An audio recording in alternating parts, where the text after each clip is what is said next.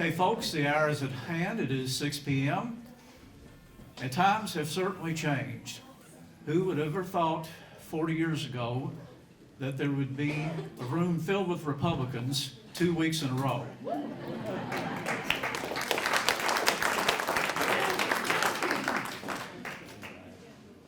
But we're certainly glad everybody's here tonight, and certainly glad that you are showing interest in the races that we have in the county. And again, who would have thought there had been a Republican primary 40 years ago?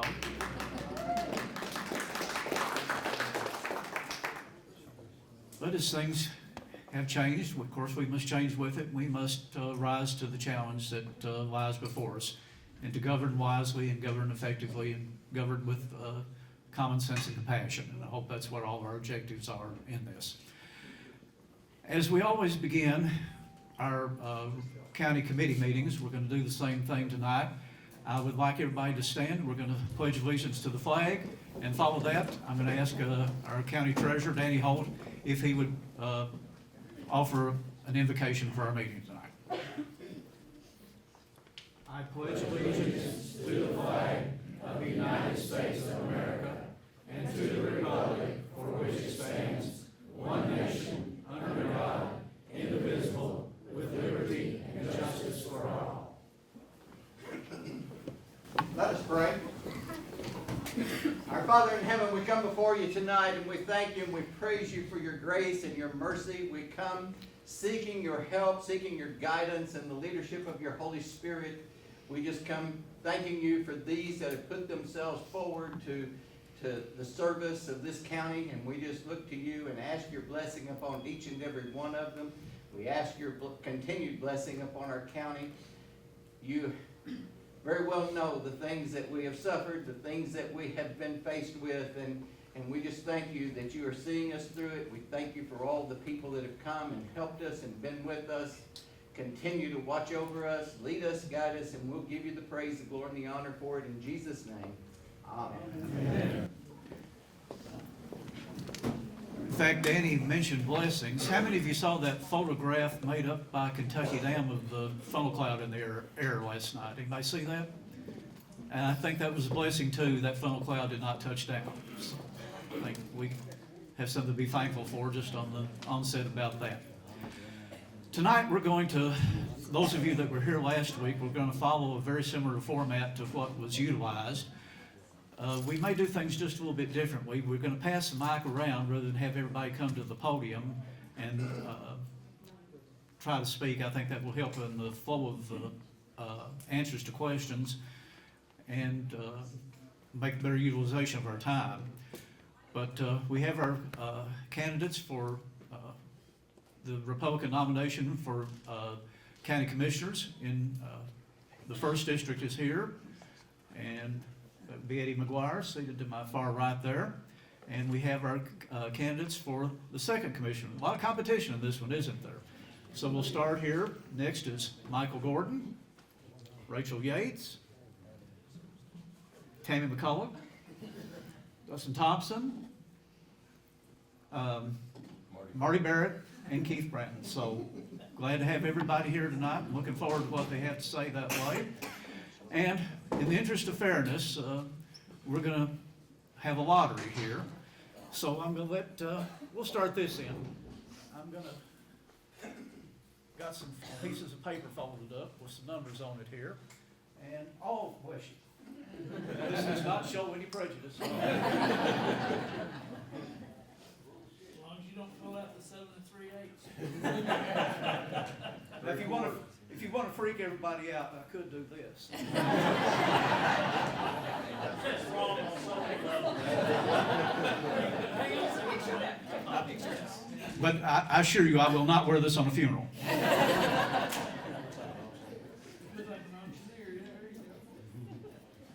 Okay. Start this in. We're on a piece of paper. Okay. This is how we're going to start our order. I'm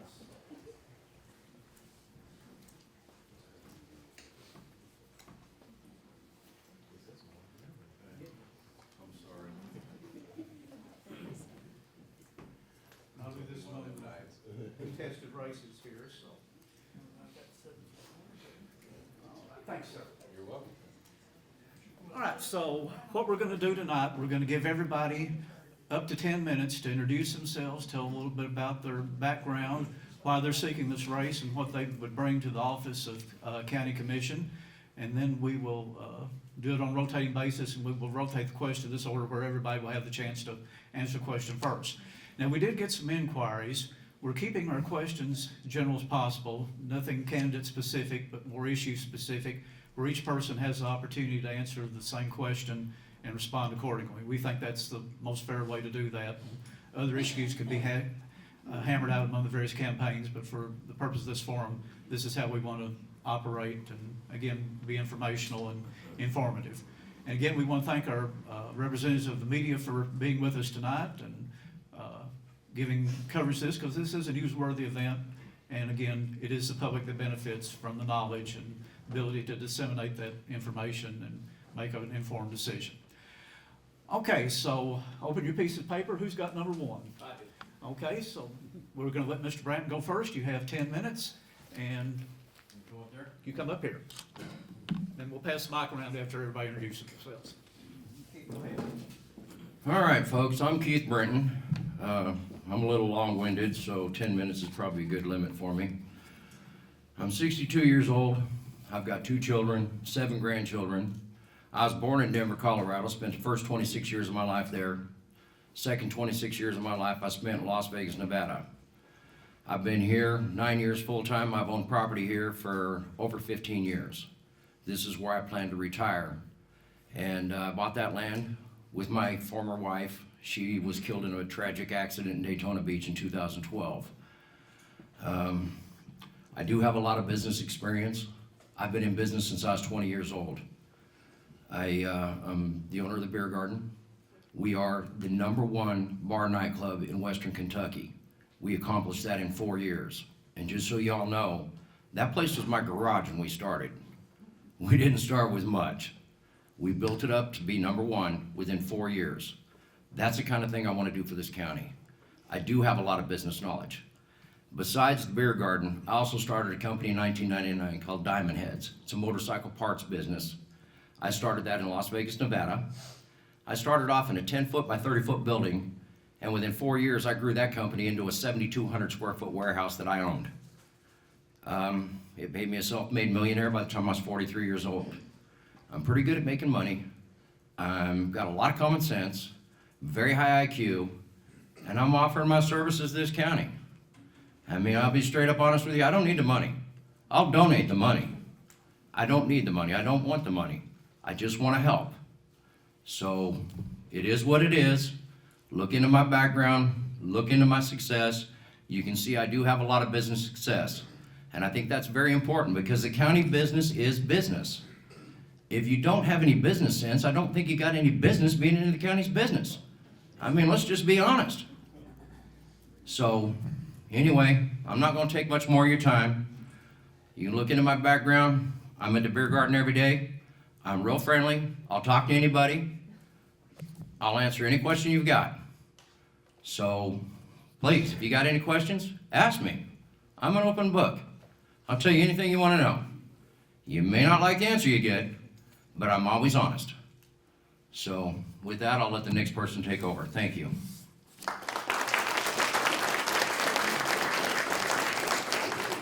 Okay, who drew number 2? Tammy?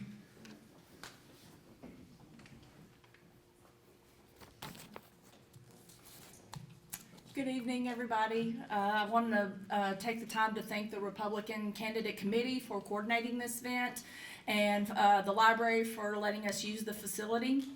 I am Tammy Watkins McCullough, and tonight I want to share with you my experiences and plans should I be elected District 2 Commissioner.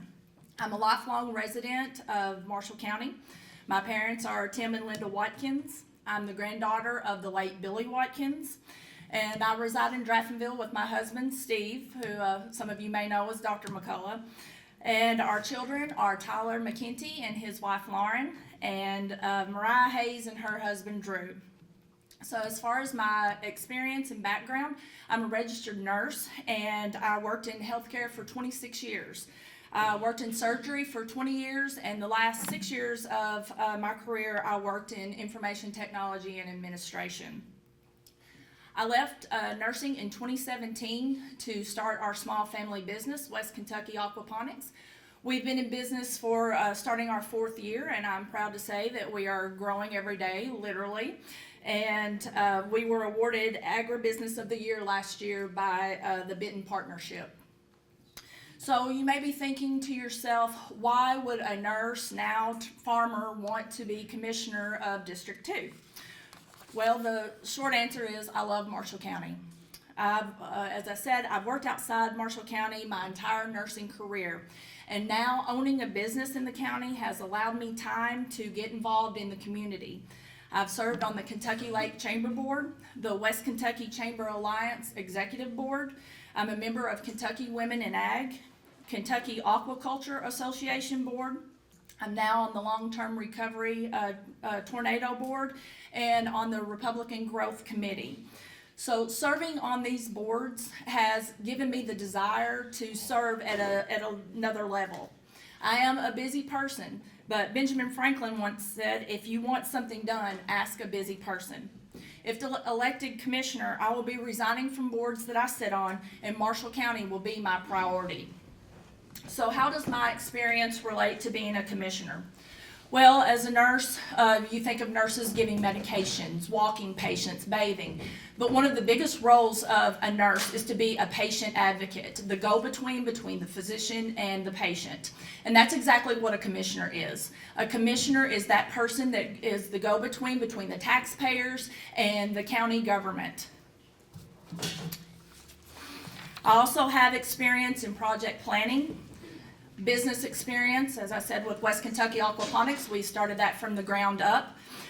I have agricultural experience. We also have solar energy experience and experience in grants and grant writing. I'm also a conservationist. If you happen to follow my Facebook, you see that I'm a hunter. So what does that mean as a conservationist? A conservationist leaves things better than they found it. And that's what I want to do for Marshall County. I want to make it even better for future generations. I will be a good steward of the taxpayers' money. Being a business owner, I have great experience in cutting costs, but not cutting quality.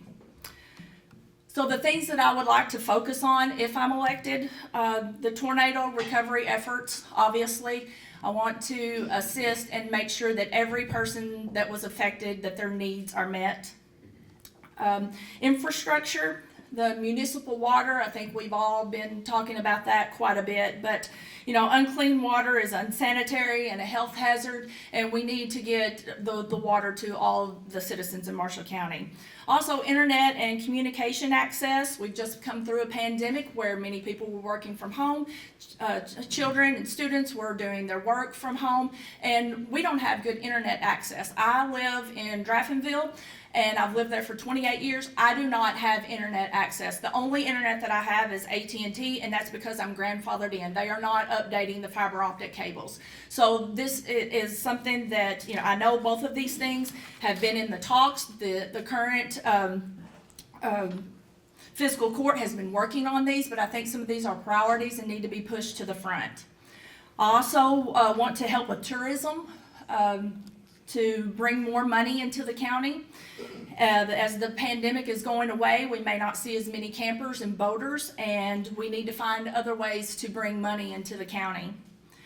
For economic development, we need to support existing business and attract new businesses to create more jobs in Marshall County. Southwest 1 is an excellent space, but currently there's only one tenant in there, and that was an existing business. And while we're glad to have that business there, we need new business to create new jobs in Marshall County.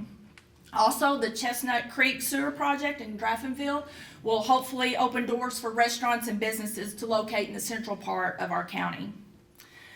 I want to continue support of law enforcement and first responders. I strongly support these organizations and want to assist them in acquiring the equipment they need to respond quickly, safely, and efficiently, and when citizens are in need or when natural disasters occur. I also would like to take this time to thank those who assisted after the December 10th tornado. Your great response has been noted throughout the state. I want our county to be a safe place where we can raise our families, children, students have a safe and suitable environment for learning and growth. I'm also in the process of doing my due diligence by visiting with various community leaders. I want to have a good working relationship with our city's mayors, elected officials, and offices of the county, because working together we can accomplish so much more. We need unity. I will be a hands-on commissioner. I plan to spend time with county workers and departments. I cannot make decisions that will affect our county employees and agencies if I don't know what they do or how they do it. I'm a strong conservative, and I want to maintain the conservatism that we have here in Marshall County. In the Bible, God tells us to use our talents to serve others and to serve our neighbors. I have the necessary skills and talents, and that is exactly what I want to do as commissioner, is serve my neighbors. I will be the voice of the taxpayers, that go-between for the constituents to the county government. I have no problem standing up for the citizens of this county. I will be transparent and accessible. I'm passionate, persistent, and determined. My experience far outweighs that of my opponents, and that's why I'm the best choice for Commissioner of District 2. I would appreciate your support and votes. May God bless Marshall County. Thank you.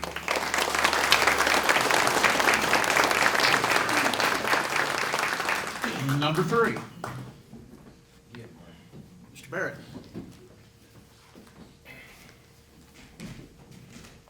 How y'all doing? Appreciate y'all coming out tonight. Put these on, y'all. I can't focus on you. I do better. I can see what I need to. I don't have a long list. I'd really thought about selling some of my time to Michael after a while, but I was really afraid y'all would that hit me worse. So. All right. Well, sure, you're an easy target. Anyway, I'm Marty Barry. I've lived here all my life so far. I graduated Marshall County in 1987. Well, I gotta have them both ways, don't I? I am a Christian conservative, and you know, some people give Christian a bad name because it's not, just because you're a Christian doesn't mean you're better than anybody else. It means that you realize you need help. So you're just, that don't mean you're any better than anybody else. I just wanted to point that out because a lot of people have given Christianity a bad name. I am pro-life 100%, no exceptions. I am pro-Second Amendment. I'm a benefactor life member of the NRA. I've been in business in Marshall County for 31 years. Matter of fact, I started in March, 31 years ago. Started with an old wore-out bob truck and backhoe, worked my way up to, I've got 4 nearly brand-new Mack triaxles now, and got 3 employees full-time, a couple of part-time employees in the summertime, plus myself. I know what it's like to meet payroll. I know what it's like to meet a budget. There's things, we made some tough decisions 4 or 5 years ago. Work wasn't really there, weren't old trucks. You gotta do what you can do till times get better. Times got a little better, we was able to do a little better. You make a lot of tough decisions when you're in charge of government, business. You know, I've got, other than my family, I've got 3 other families that I have to feed. So I have to make the right decision. It's all on me. A lot of problem solving. Something comes up, I'm on the phone half the day putting out fires. I know how that is. Something comes up, you gotta make your best decision, you gotta stand behind it, you gotta do what you gotta do to get it done. In my business, I've worked with a variety of people. I install septic systems, water lines, we put in driveways, building pads, I work with inspectors of all different kinds. You know, we run into a lot of, especially up around the lakes, which a lot of that's got water now, but you run into, you know, you gotta have 70 foot from a well to put a septic system in. And it's just unreal, the people in this county that don't have access to water. That is, you know, that's something that we really need to work on. I realize that that the fiscal court, that they're on their own entities, but there's things that we can do to help them where they can do that, where we can get water. I see a lot of, from a business owner in that area, arena of ideals, I see a lot of waste. I see a lot of waste that some of the stuff they buy at the road department that could be, there's better options. Just from my 30 years of experience, I had to learn it the hard way, but that's what I'm trying to offer the county, is my 30 years of experience in this to try to help. I love this community.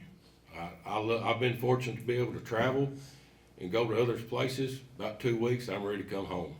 I love my county. I really do. The bad thing is that, you know, I've got a lot of family in Marsh County, but they're all in Monty's district, so. I can't pull much help there. I've got to earn it on my own, but you know, and I don't like talking about myself, but you know, I don't do a lot of advertising. I have just about all my businesses from repeat customers or word of mouth. And that, I like that. That really, I think it says something. Another thing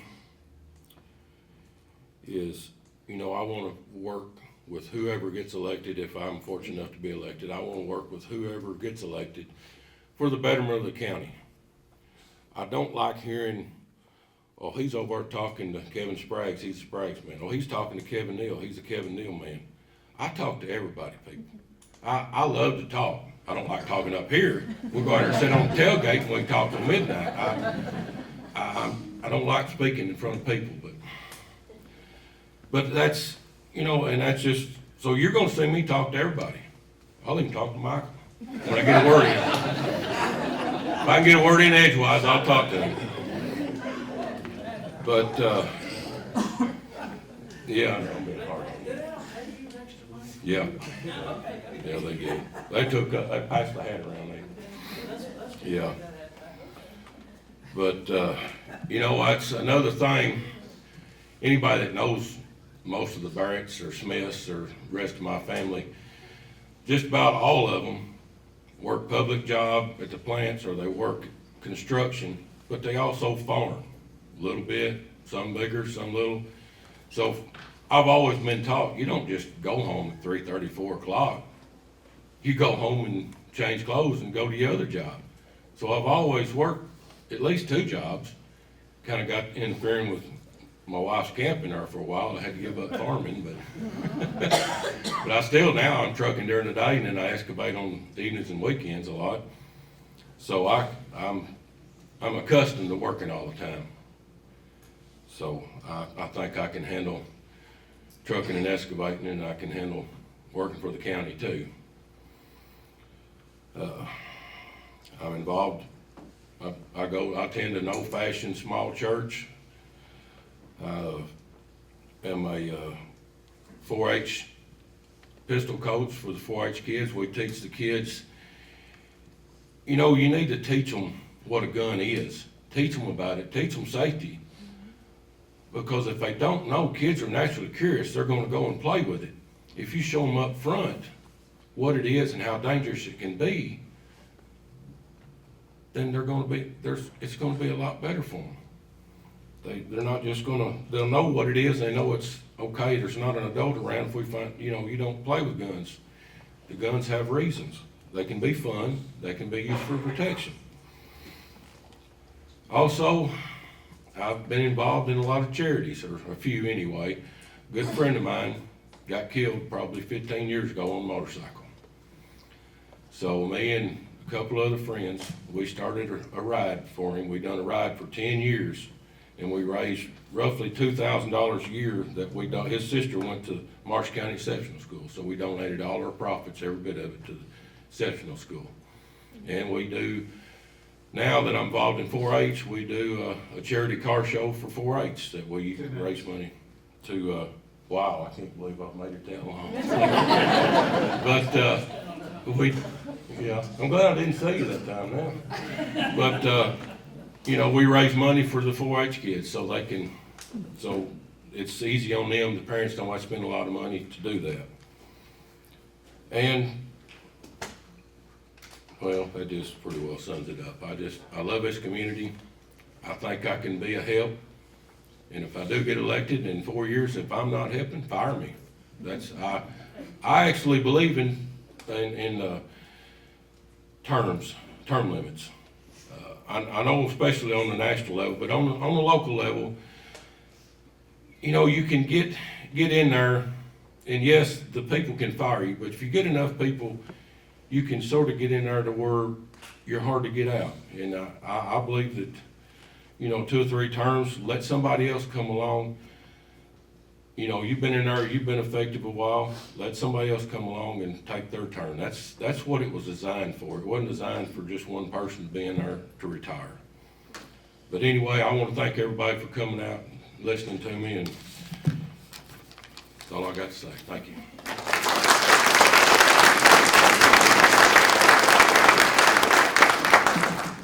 Number 4,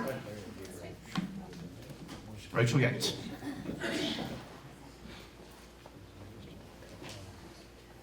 Good evening. I am Rachel Yates. I am sitting up here with 5 other people, all candidates for this District 2 County Commissioner. Let me introduce myself a little bit. I am married to Ryan Yates. We've been married, be 31 years this summer. He has a practice in Draftonville. We've been here several years with that. We've had multiple children graduate from Marshall County High School. I will say that we do have 5 children. Our oldest is, he is a medic afloat on a cutter in the Atlantic Ocean, followed by 2 twin boys. One of those is a lieutenant in the Air Force, and he is currently on the Pacific Coast. I have Atlantic Coast, Pacific Coast. Until May. In May, he will be assigned to a bunker, and for those of you that may or may not be familiar with what that is, he will be underground with his hand on the telephone and his finger on a button. So I will ask that y'all keep him in your prayers, because that is a responsibility that it's a very heavy responsibility. So please do that as well.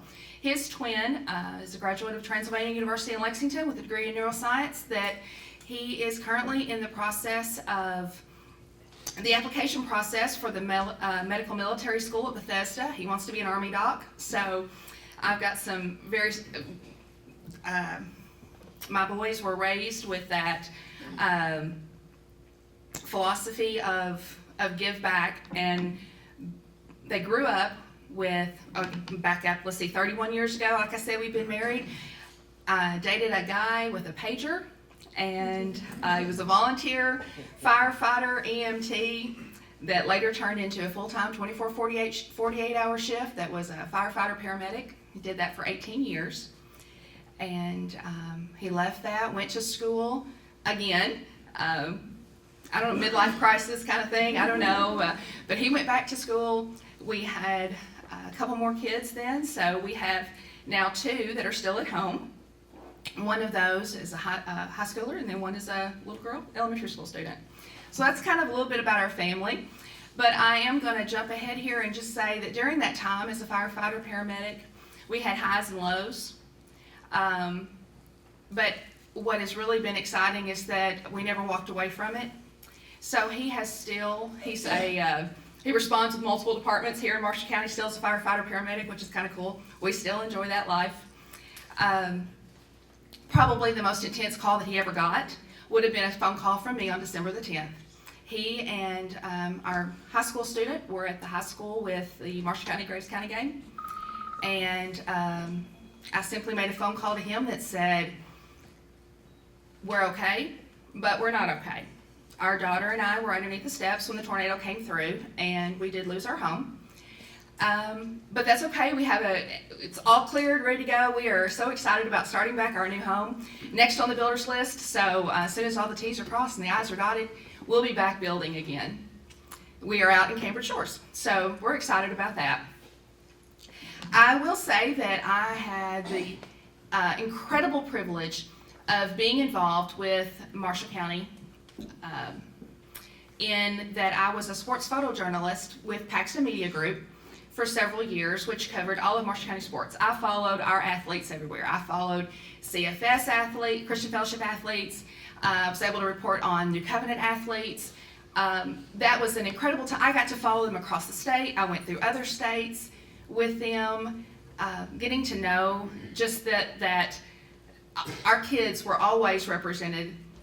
Everybody can remember March 2020. I stood on the court at Rupp Arena as KHSAA announced that the Lady Marshals would not be taking the court for their first game of the state tournament. Hopefully postponing by 2 weeks. It was not 2 weeks. So what that did for me, though, is it propelled me into, guess what? Paper still had to go on. So I spent the next year delving into Marshall County like I had never delved before because something had to be printed. What that meant was I found some of the neatest things, even as a resident of Marshall County, that all Marshall County needs to know about. Oh my goodness, I would be up at the crack of dawn going to fishing tournaments. I learned how to play pickleball. The most exciting thing that I got to do was follow 2 of our local girls who drive race cars.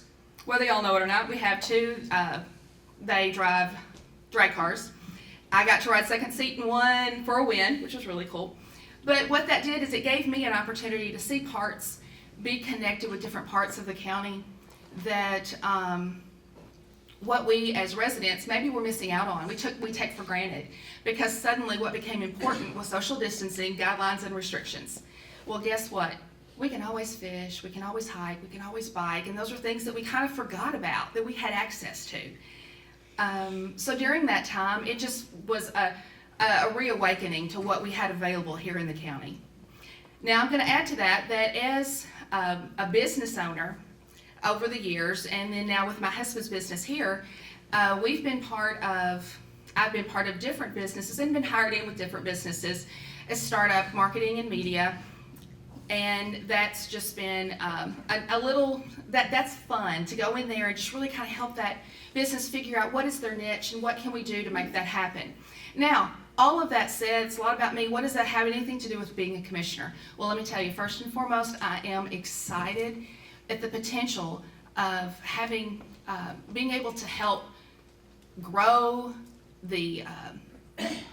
Marshall County, grow the awareness for Marshall County, whether that's through commerce, whether that is through tourism, or whether that's just for our residents. We have so much to be proud of here, and that's something that we need to know how to market, and we need to know how to propel that and grow that. But let me tell you, I am determined to use what I have learned in my life as a first responder family. There's a lot that goes into that, and there's a lot that's needed in what we've got right now. Our first responders need that attention, they need that respect, and they need that determination. But just as much with that determination with that is me needing to be a voice for the everyday needs of our Marshall County residents. Oh my goodness, we've mentioned so many things so far that just are a part of what we need, our everyday needs, and that voice needs to be heard as well. So let me finish real quick with a quick story that I want to tell you. When I was started out in college, sitting in a political science class, professor walks in, and he says, I'm going to give you a statement, and I'm going to choose to defend that statement throughout the entire semester. That's what this class is going to be about. He said it is not a partisan statement. It is not a policy statement. It is a structure statement. Now let me explain. I am a young conservative. My dad was a country little pastor, set back. That's what I grew up, that's what I knew it. I registered Republican at 18. I was trying to figure out what was this guy going to tell me. What he said was, we are a democratic republic. He said, and what I mean by that is we are ruled by the few, elected by the many. I took a minute and I thought about that statement, and it weighed on me, and it weighed on me the entire semester, and it weighed for the rest of my life. Because quite frankly, without the many, there is no few. But let me tell you, that statement is not about authority. That statement is about humility. And that statement is about servanthood. So, what I would like to ask for you tonight is for you to consider me as your servant, your humble servant, as your District 2 County Commissioner.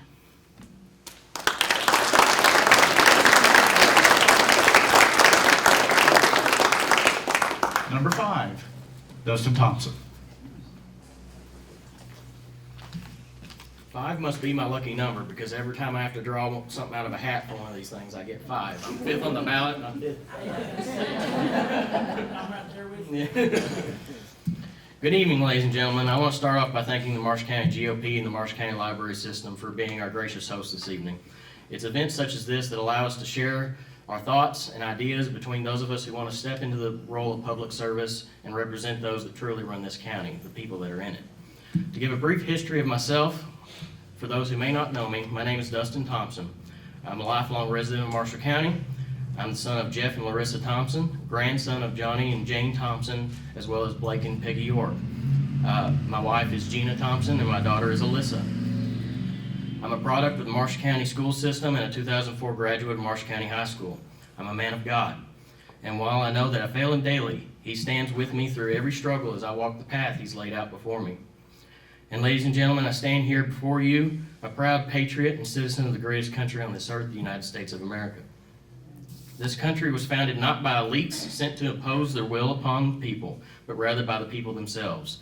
The ability to pick a representative from within one's own population and send them to sit at any level of government, from local all the way to the highest levels. To speak for the represented is a high honor and not one to be taken for granted. It is my intention to serve the people of Marshall County not for my own interests, but for those interests that will benefit the voters that choose to put me here. I will be available and open to the people of this county. Communication and a willingness to listen to our citizens is the responsibility of any government representative. We expect those we send to serve in our stead to be responsible with our tax dollars. A county government must be able to live within its means. I will be a fierce defender of your tax dollars. Each vote I cast will be to the benefit of the people of Marshall County first. Because to me, these are not just numbers on a spreadsheet that we are moving around from one account to another. These dollars are not made of paper and ink. They are made from the sweat and sacrifice of every taxpayer in this county and should be treated as such. We must ensure that where those dollars are spent within this county comes back to the people in the form of services provided. I want to see work continue in this county to eventually provide expansion of potable water to every citizen that wants it. This means not forgetting about the systems we already have in place, making sure that once water is available, that it continues to meet our expectations for quality.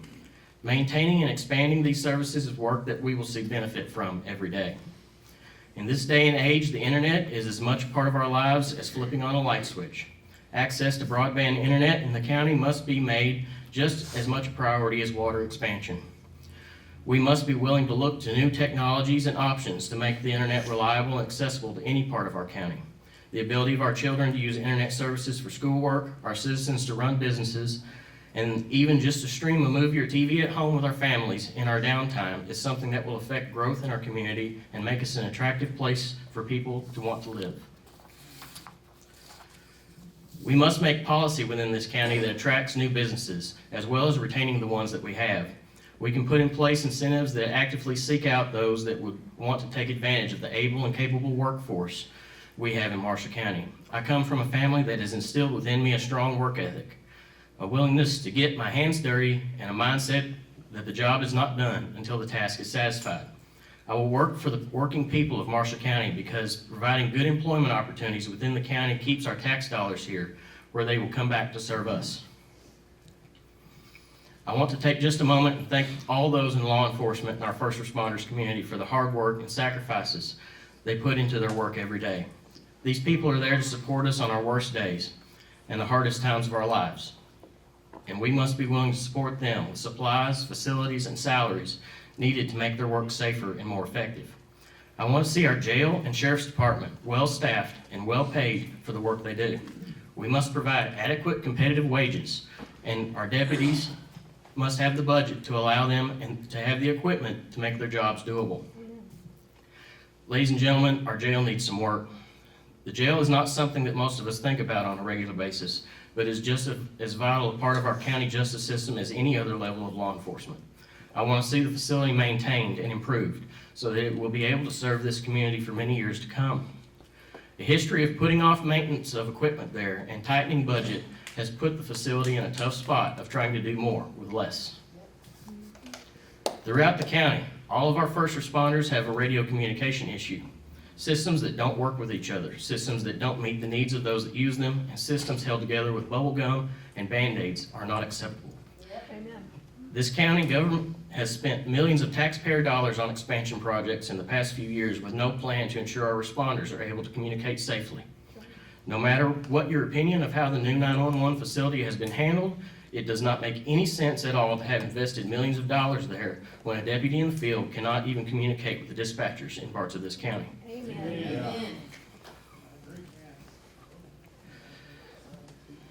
To have our fire departments unable to respond promptly to emergencies due to communication system barriers, and to have our EMS unable to get where they need to be as quickly as possible due to systems that don't route them properly. Ladies and gentlemen, I have made a career as an auto mechanic. My hands are dirty every day. I work, I live, and I pay taxes in this county, and I want to see the representation with common sense and problem-solving ability that will get the job done for all of us. I am running for commissioner in the 2nd District, but ultimately, once elected, we are all one county. We work, survive, and succeed by working together, not by pulling apart. I may be the youngest candidate running for this office, but I promise to look at things from a new points of view and help find solutions to old problems. I humbly ask for your vote and your trust. Thank you, and God bless.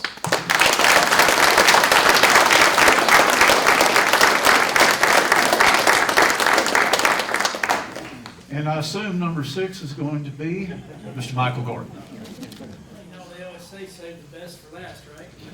10 minutes. Oh, okay, wait a minute.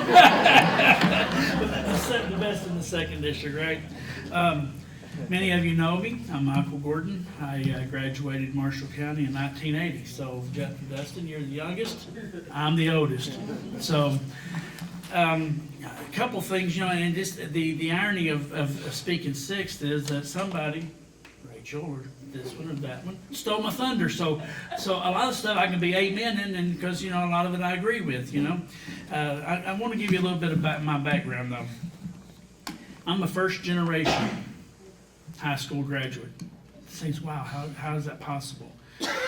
My dad was a sharecropper, and I remember picking cotton in 1966. I was 3 years old, and we was in a cotton field in West Tennessee, dirt poor. Lived in a shanty, and Dad moved up here right after the cotton picking season, October '67. 66, what I remember, and it might have been also when I was 4 and '67. But Dad moved up here, and then moved us up. About where we're standing is where we lived. There used to be some apartments along this road right here, and we lived there till he could get a job. He got a job at General Tire, and so he was the first ever of the 7 children who made it to adulthood out of 8 of the children's family. He's the first one to ever move away and make a life for himself outside of West Tennessee. So my grandfather, he was one of my paternal grandfather was my hero. Couldn't read or write. I had the pleasures of working with him after he retired at my great uncle's sawmill. If y'all remember Sparky or Harsh Gordon Mills, if you're old enough to remember that. And I was able to work with my grandfather. How cool is that? 15 years old, and I got to work with my granddad. At age 70, somebody mentioned about being saved and born again. At age 70, he, after years of prodding, he went to church. And the first night, kind of like a potato. Second night, he was fidgeting. Third night, he couldn't sit in his chair. The fourth night, he bolted to the altar and gave his life to Christ. Age 70. Statistically, that's almost impossible. He, one of my cousins later says, well, Daddy, his name of endearment for us was Daddy Caught Us. He said, Daddy Caught Us, why did you wait so long? And I have shared this many times over. He's my hero for one, though his response was this. Thought about it, people actually thought he'd forgotten the question. He finally said, you know, I just got tired of being miserable. When I was 32, I grew up in the faith, but I hadn't truly surrendered my life to Christ until, well, really, truly surrendered it. It was Brother Earl, and a lot of folks know Brother Earl. He's pastor of 2 churches here in the county. And it was at a Promise Keepers event in Memphis, Tennessee, October 1996. I graduated nursing school a month or 2 later. And from there, we felt like I was called to preach. and so I graduated through the Methodist local school program. And then I wasn't offered a church right away. I was, but then one of the guys remembered me from being a beer drinking, whiskey swilling, bar hopping insurance agent. So he was on the PPR, and he didn't want me pastoring his church. So the district superintendent says, "Nah, you can't preach there." So anyway, about the same time, I got a letter of acceptance from Asbury Seminary. So here we go. We're going to go off to seminary. And here I am, a nurse, but okay, I'll work part-time, whatever. And I get up there, and then my wife gets gravely ill. And you know how men are, or mankind. We didn't wait on God to fix it. I just left seminary and came back home, went back to work. About that time, though, my son was born. The biggest joy in my life. I was 36 years old, and one and only. And named him after my grandfather. His nickname was Eli. My grandfather's middle name was Ellison. My son's name was Michael Ellison. So going on down there, so I've married Carmen. She's from Carlisle County. I had to find somebody outside the county who would have me. So we met at Paducah Community College. That's where I graduated in 1986, and then went on to EKU. I got a degree in history and political science, and I was in the Honorary Society of History, and I was Phi Alpha Theta, and that was my goal. Whenever I reconnected with Kennedy after all those years, seeing them as little kids playing ball, when I saw her 4 or 5 years ago, she said she's going to be an attorney, and I went, man, that was my life dream, but I didn't get accepted to law school. So as part of this faith walk, I started saying, Lord, and Methodism, if you're from Methodist, page 338, where he leads me, I'll follow. And that was the song I went to the altar. And even though it took me 2 more years to truly convert, but 2 years later into it, I started going to the altar every day, every Sunday, and saying, Lord, show me what you want. I got accepted to nursing school, and I still don't remember applying. My wife had gone to a seminar on nursing 2 years before. And so I guess I filled out something, but I didn't know. I thought it was just an attendance sheet, But at any rate, so here we are. I thought, well, maybe this is a sign from God. He wants me to be a nurse. So 25 years later, I've been a nurse, and then also a nurse practitioner, or APRN. And it's been a journey, to say the least. I want to look back to one thing Marty was talking about, the NRA and then guns. My son, about 12 years old, he came to me, and that fascination with guns and whatnot. He wanted to know if he could hang out with so-and-so, and I says no. He said, well, they're going to be shooting. I said, that's right, you can't go. Why?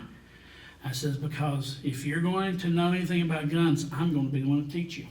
And up to this point, I only had shotguns and rifles, so I went out and bought a handgun. We bought another handgun and this and that. And so for the 8th grade graduation, I got him an AR, not an AR. I got him a 22 on the AR platform. I got him a 1911 a SIG for 8th grade graduation. The other kids are getting, go-karts. He got a pretty snazzy pistol, So, but he had that love of weapons that I helped teach him. He joined the U.S. Air Force, which, by the way, I trained him to do all that. My dad said, you just trained him to join the Air Force. I said, you bet, because that was my branch, and I view it as one of the best experiences of my life. I was injured. I was sent home in 2 years because of that injury. But I still wouldn't trade anything in the world. I was on a missile base and a bomber base that had nuclears. We had enough nuclear weapons. If we had seceded, North Dakota seceded, we'd been the third most strongest nation in the world. We had 350 missiles, plus all of our bombers with their nukes. And any rate, he joined the Air Force.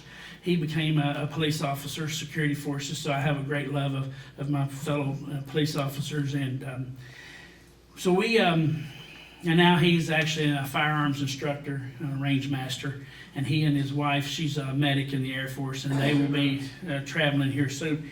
And so some of the other things that other people hit on, and I got to talking about other things, but I wanted to say that I've been involved in this community ever since I was old enough to walk.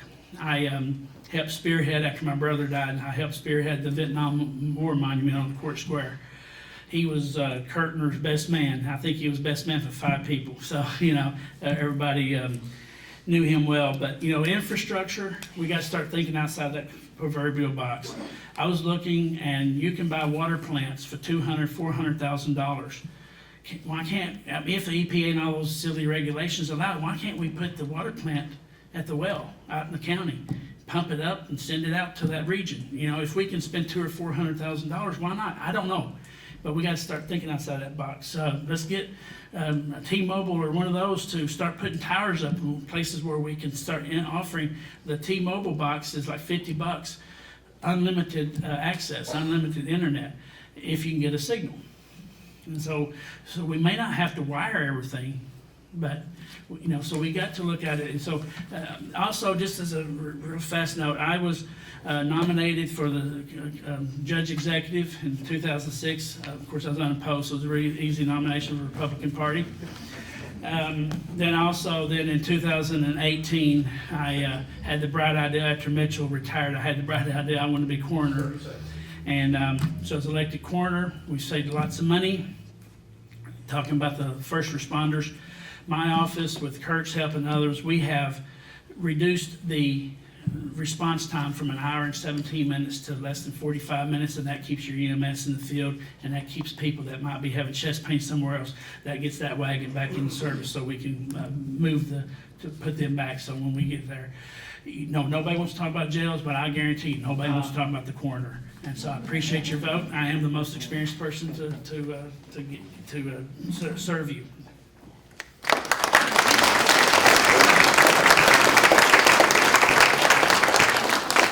We also have a contested primary in the 1st magisterial district, or 1st district commissioner. Justin Lamb was not available, or not able to attend tonight, citing personal reasons, but we do have incumbent Sheriff Eddie McGuire, who's seeking the Republican nomination for 1st District. We'll be pleased to hear from him at this time. I don't know how pleased you'll be, but good evening. I'm seeing some glaze going on, some eyes are glazing over, so I'm gonna dig right in, so hopefully we can be done. I won't shoot for 6 minutes, you think? Maybe. I wanna take you back to the spring of 2017. I want to tell you a little story about a deputy sheriff from Marshall County named Barry.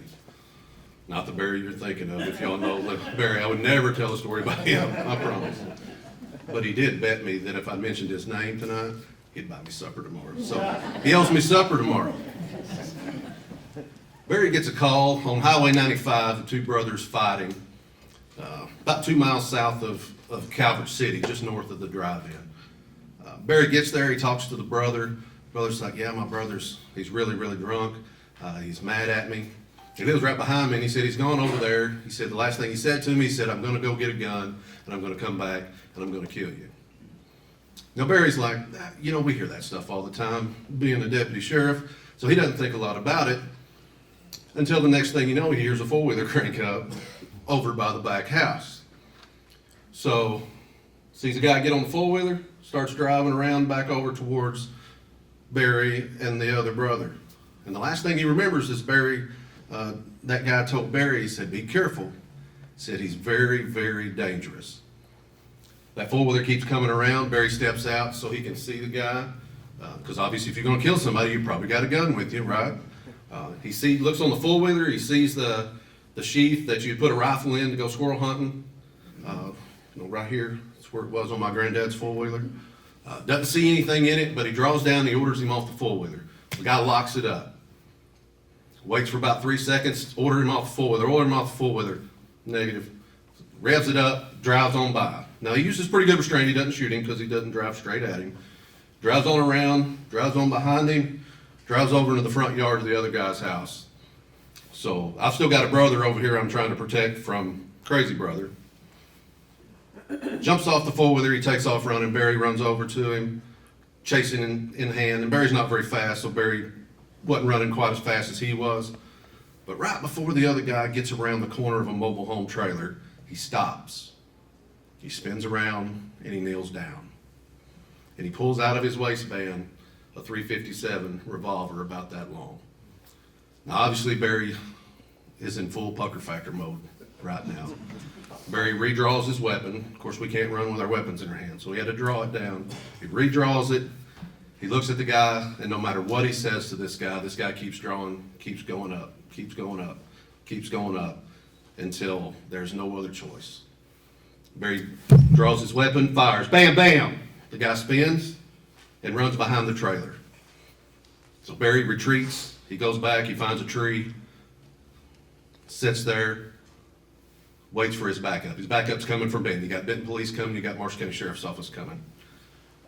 About 9.5 miles it takes them to get to Barry.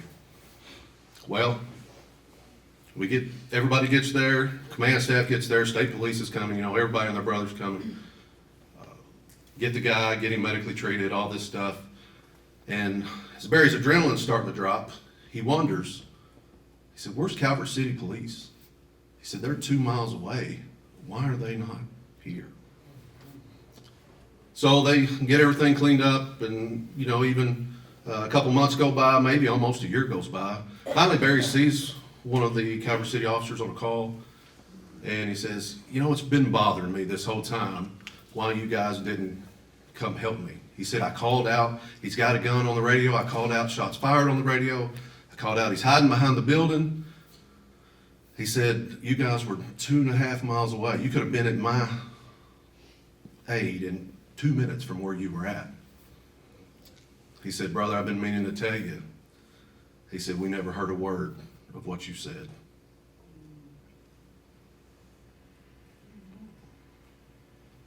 The reason I tell you that story is it was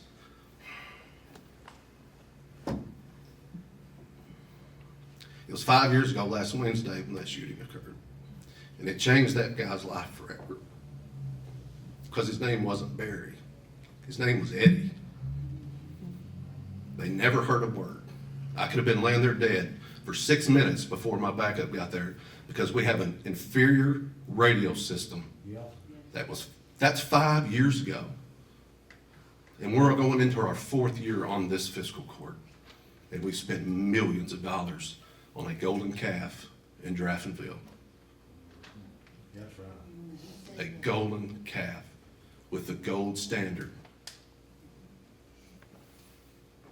But the 4 people that work in that new building can't even talk to the people who actually come and help you. And we're no closer today than we were 5 years ago. Number 1 priority has to be a new infrastructure. Period. The end. And it has to do now. No way would you ever buy a brand new Corvette when somebody's got a 1975 350 engine in it that's missing out and needs to be rebuilt. And that's where we're at right now. It looks really good. It just won't go anywhere. And it just won't do anything. And that's all I'll say about that. I'm going to skip over some water and road stuff. Hopefully you guys have got some questions in there on that. I'll go to our county employees. I've kind of come up through the ranks, worked at the sheriff's office for a long time. I started at the jail with Roger. I've started at, I've been the $8 an hour guy, and I've been, the sheriff now. So I've kind of been through all of that. There's just a negative connotation to the amount of money that we spend on our employees. Payroll's so much of our budget. Payroll's so high. Well, that's because it should be. In my opinion, our 911 dispatchers especially, and our deputy jailers are two of the lowest paid ones in our county system, and even comparable to other counties around them. I had a dispatcher reach out to me a couple of weeks ago. She said, I'm thinking about going to McCracken County. She said, I think it was $13.80. She said, they start out at $17.80 an hour. I'm like, I can't tell you to stay because I can't guarantee you anything's gonna get any better. I said, that's gonna be up to the voters in about 45 days. So I will tell you this, I worked hard, I worked very, very hard as your sheriff to get my deputies and my pay and my support staff the pay that they need to get that better. It took me 2.5 years to do it, but I did it. And I will work just as hard for every county employee to make sure that they have a fair wage. I would ask for your vote. I wish my opponent was here tonight. That way we could go back and forth a little bit. I love him to death. I hope everything's okay with him. But I would certainly ask for your vote because we've got to have a change on the fiscal court. Thank you.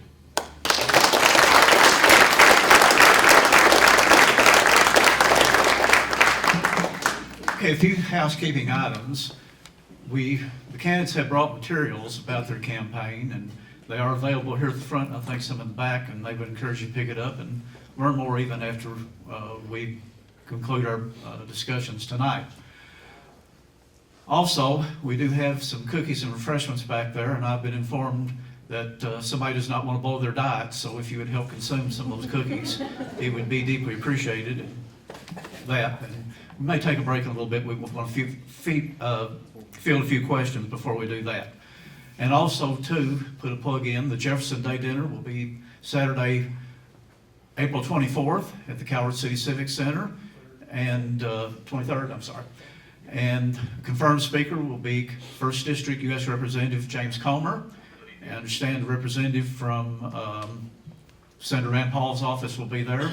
And it is a good fundraiser because for an active party, it does take funds to keep it in operation. This is a good way to do it and get a good meal and get to hear some of your leaders on the national and state level as well too. So your presence would be encouraged. The night before Fancy Farm went very well last year, and encourage you to participate again. Yes, sir. Real briefly, because people that might know I'm the bench chair. Anyway, I talked to Daniel Cameron's staff this week, and we won't know until either tomorrow or Monday or thereabout if he's going to be here. But so, and then Rand Paul, like I said last time, he's going to be here if his Senate schedule allows, but otherwise he will have a representative here. And the same thing with Daniel Cameron. He's got family coming in, so he may or may not make it to our event.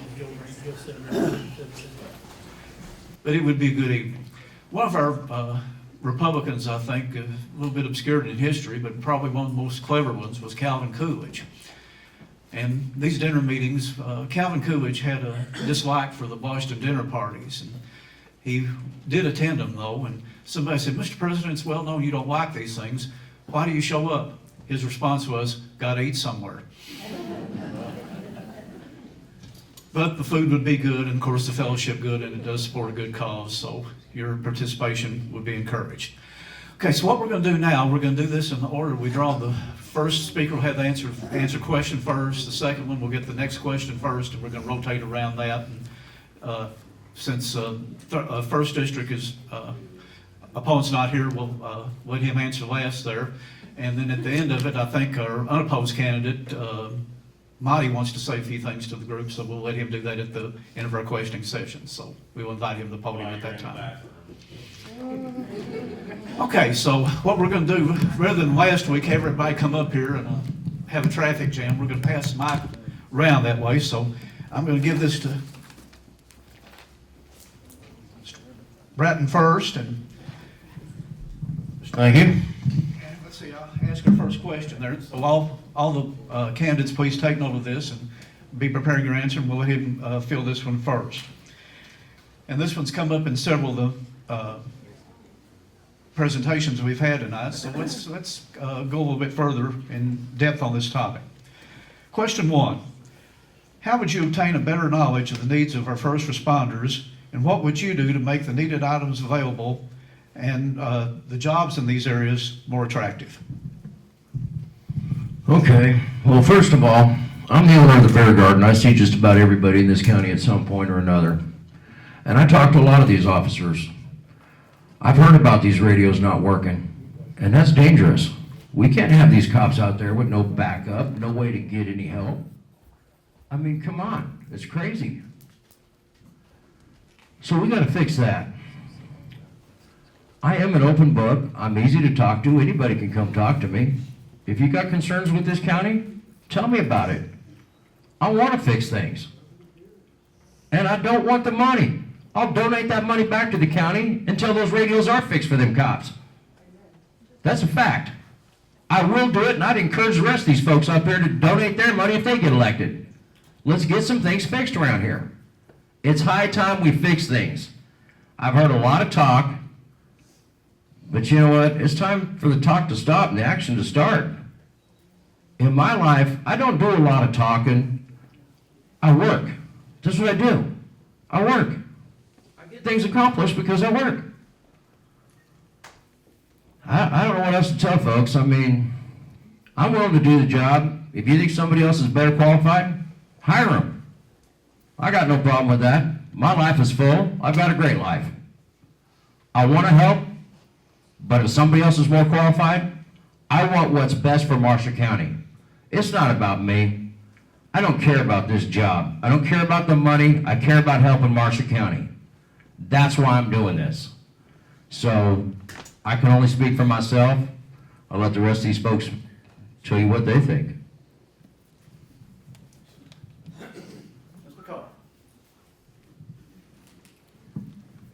So the way that I would obtain better knowledge about what our first responders and police officers need is going directly to the source. Like I'd mentioned before when I spoke, I cannot make decisions for you if I don't know what you need and to operate safely. And my husband's a physician. I'm a nurse. My brother has been on the fire department at Palmer-Bryansburg since he was 15 years old. So this is very close to my heart. When you see my float for the parade, I have dedicated it to first responders because it matters. Safety matters because if we don't keep them safe, then they cannot help us. And so, like I said, I'll go to the source. I don't just listen to hearsay. I want to hear directly from you what you need and how we can help you. Mr. Barry. You wanna read the question again? Yeah. How would you obtain a better knowledge of the needs of first responders, and what would you do to make needed items available and jobs in these areas more attractive? Okay. First of all, we need to talk to the chiefs to see exactly what they do need. Second of all, like I talked before, prioritize. That would be towards the very top of my list of priorities. So maybe some things at the bottom of the list would have to be put back to a later day or if it even needed it. So we could get the priorities straight, get the stuff, the higher stuff took care of. And I think if you do that, that will bring in better talent. If they see that we've got what they need and we talk to them and address their needs and not just put them at the bottom of the list.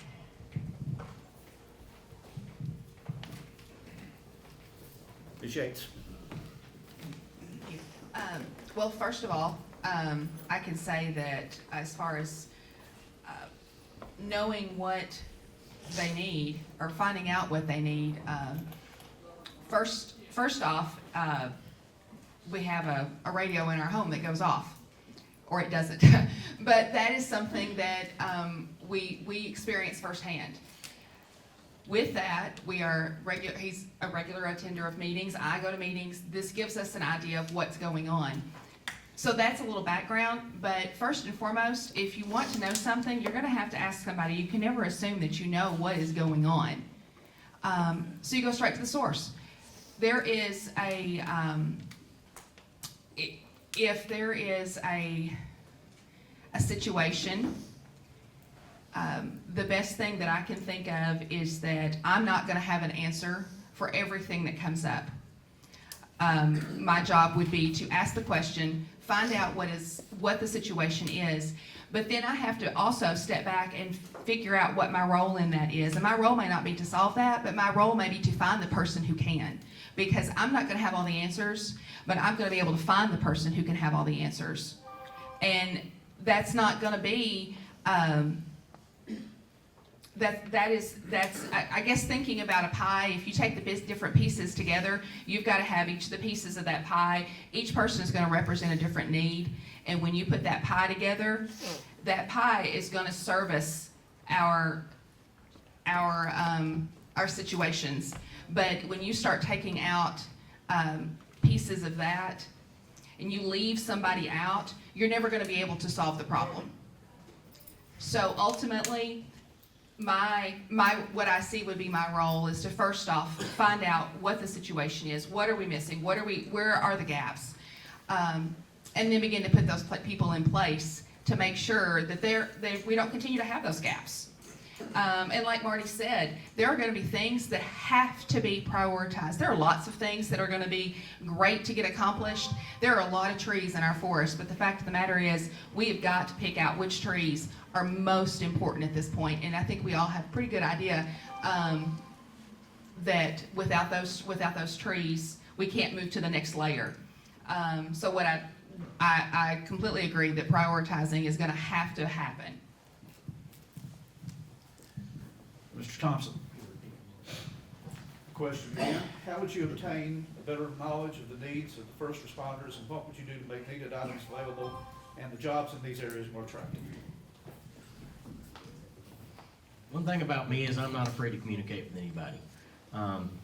Something that was mentioned by Marty, I believe it was, is I don't believe that I'm a Kevin Neal man or a Kevin Sprague man. I want to work with this county government to do the best for Marshall County. And part of that is I want to be able to communicate with members of our community and those that work for the county government to be able to figure out their needs. I want to be able to put feet on the ground. I want to stand in the building and talk to the people that are there.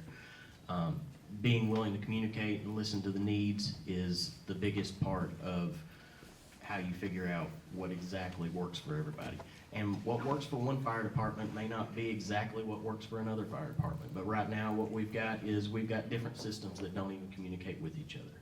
What we need to do is be able to figure out a list. We need to be able to see what is the main needs, what will operate for the most in the community, and we need to figure out a way to try and integrate everything so that this fire department can talk to this fire department on the other side of the county. The dispatcher can dispatch to anybody, and we have good communication between our fire department, our law enforcement, and our EMS service. And the only way you can do that is by being willing to talk to the people on the ground and be open and available and accessible. Mr. Gordon. You know, one of the things that we recognize is what everybody said, we gotta go to the source. But here's one of the sources I'd like to talk about tonight. Are you a first responder? Raise your hand. Stand up, please. Okay. All right. And then law enforcement? Okay. Jailers? Okay. Coroner? Don't forget us, right? Yeah. The point is that these people care enough not only about their community to serve, they care enough about they care enough about their community to be here tonight. So that's showing that they are caring enough. And so we have to respond to them. Whenever I became coroner, you know, first of all, most people don't realize that I'm not gonna arrest you, you know that? Yeah. So it's the only constitutional office in Kentucky that has the arrest powers of the sheriff. We predate the sheriff and the coroner are the two first primary constitutional officers, governor, and all that. But we predate the state police by 150 years or so. And so where I'm heading with this, when you're sitting on a death scene, you're out there in the freezing cold or the pelting rain, and you're on a death scene, and it can be horrific, and I won't give you the details. You understand what those guys need. You understand what they're going through. Because you're there, you're with them. And we're part of that team. So I am the only one of the second district candidates that has experience at that point of being on the scene with our first responders. And I already know that, yeah, the communication's the issue. We can talk about that till the cows come home. But we're talking about, not being for this candidate or that candidate. I will tell you something. I'm going to be straight out with you. Our current chief executive officer of this county, he has basically shut me down on everything. I tried to get him to let us, I had a builder to build a coroner's office and finance it, but he refused. So every time I've turned around, I have 30 had seconds. I have had no response to, and Mr. Sprague's, I've known him for 30 years, and he has never once ever said, I don't have time. And point being is that it's not that I'm outright, and he may not want my endorsement, but I'm gonna tell you, I've known him for 30 years, and he's always been willing to talk and to listen. And so we need people like him, we need people like any of us that's going to sit and listen to the folks and then solve the problems.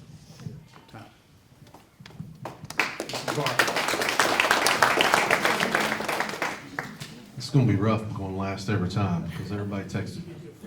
Do I? Okay, cool. Well, I kinda got an unfair advantage on this question since, I'm the first responder, so, we won't hash out the radio issues again, but as far as retention, at 911, it's obviously the pay, and the stability of 911. Nobody knows where it's gonna go, nobody knows where it's headed. 45 days from now, it'll really determine which way 911 goes. As far as the jail, they're drastically underpaid. Those guys over there in that $13 an hour range, some of them's probably less than that. And if you've ever worked over there, I worked over there. Everybody in jail is not a bad guy, but there's a lot of folks in jail that are just absolute animals.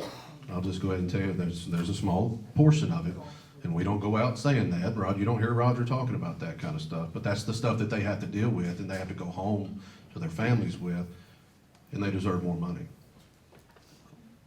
I think that's all I'll say about that one.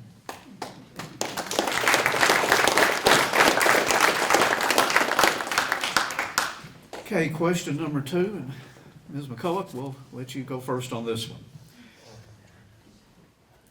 What do you consider the 3 top priorities and challenges for Marshall County? And if elected, how would you meet these challenges?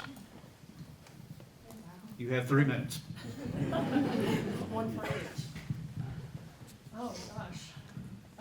Well, the 3 top priorities, as I had already mentioned when I spoke, clean drinking water, the infrastructure with the internet access, and what we just discussed, getting the communications for the radios for the first responders and police to communicate and work together.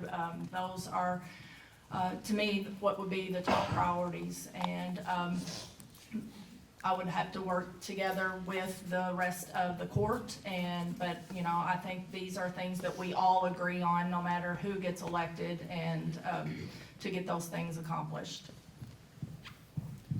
Mr. Barrett. Well, that pretty well sums it up. I mean, what we've talked about, you got infrastructure, you got your first responders, we've got to take care of them. And just, we got to work together as a court to get it done so that we can do it.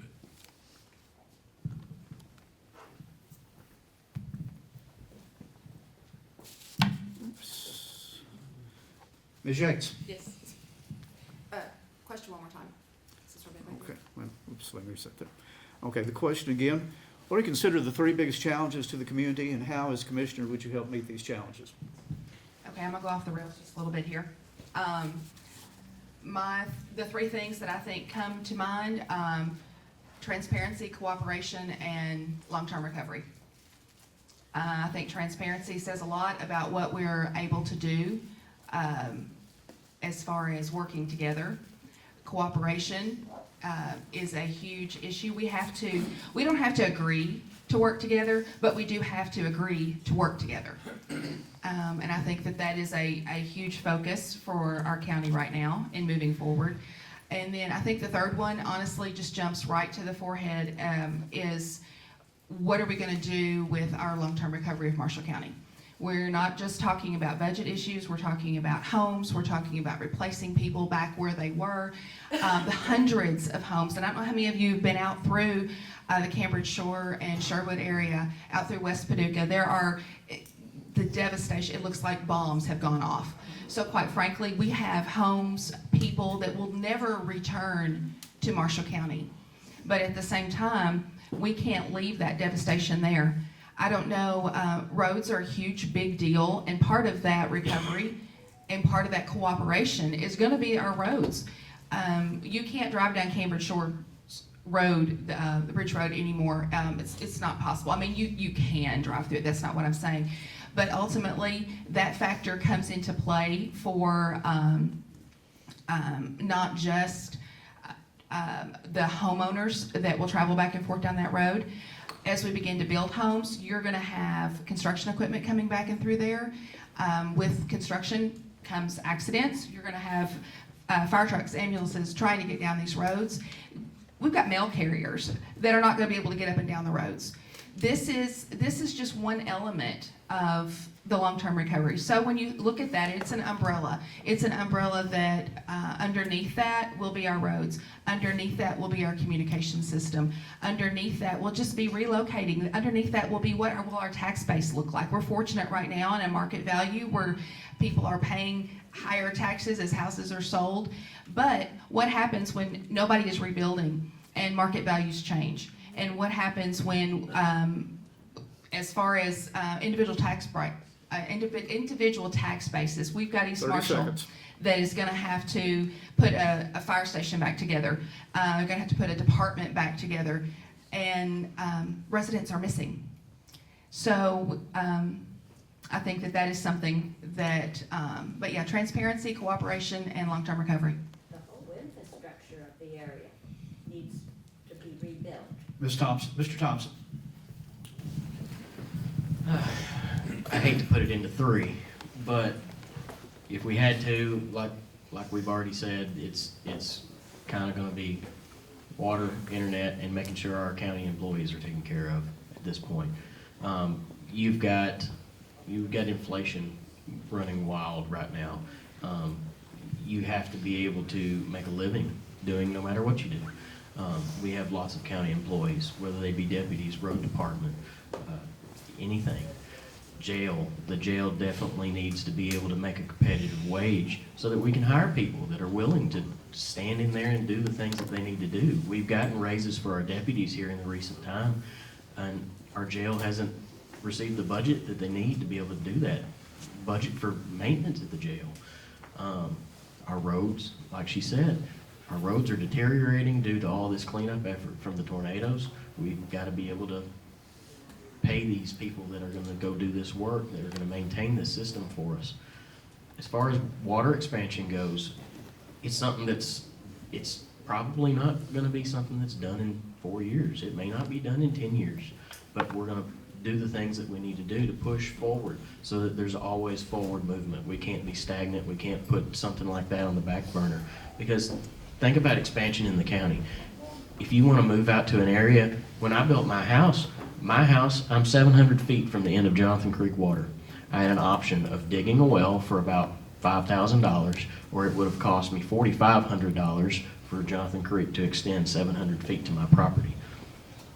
And honestly, as far as Jonathan Creek goes, it needs some maintenance also. I probably would have had to have filtered my water to hook onto Jonathan Creek. It's an added expense. Stuff needs to be worked on. Internet. My mother lives in a house that she can see the end of the line for internet availability. She can't get anybody to run it to her. She has to use an inferior satellite-based service that honestly, when I go to her house, I turn the Wi-Fi off because I can get better service off of my cell phone than I can from attaching to what she has available to her. And we have to be able to look at different options.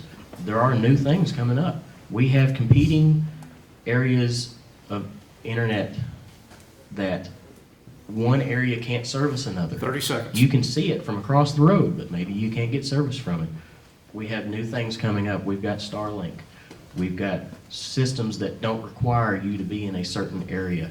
We can put incentives in place to be able to make the county able to help people get internet that is fast and reliable, and it's new technology. We got to be able to look at new things. Mr. Gordon. Top 3 challenges and how to approach them. I wanted to back up just real briefly. You know, we talked about the radios repeatedly. We've talked about the radios, but what one of the first responders texted me and reminded me, it's not the radios, it's the repeater. And so we can improve that and make, that's the reason Calvert City didn't hear you. It wasn't repeating it, wasn't getting signal out.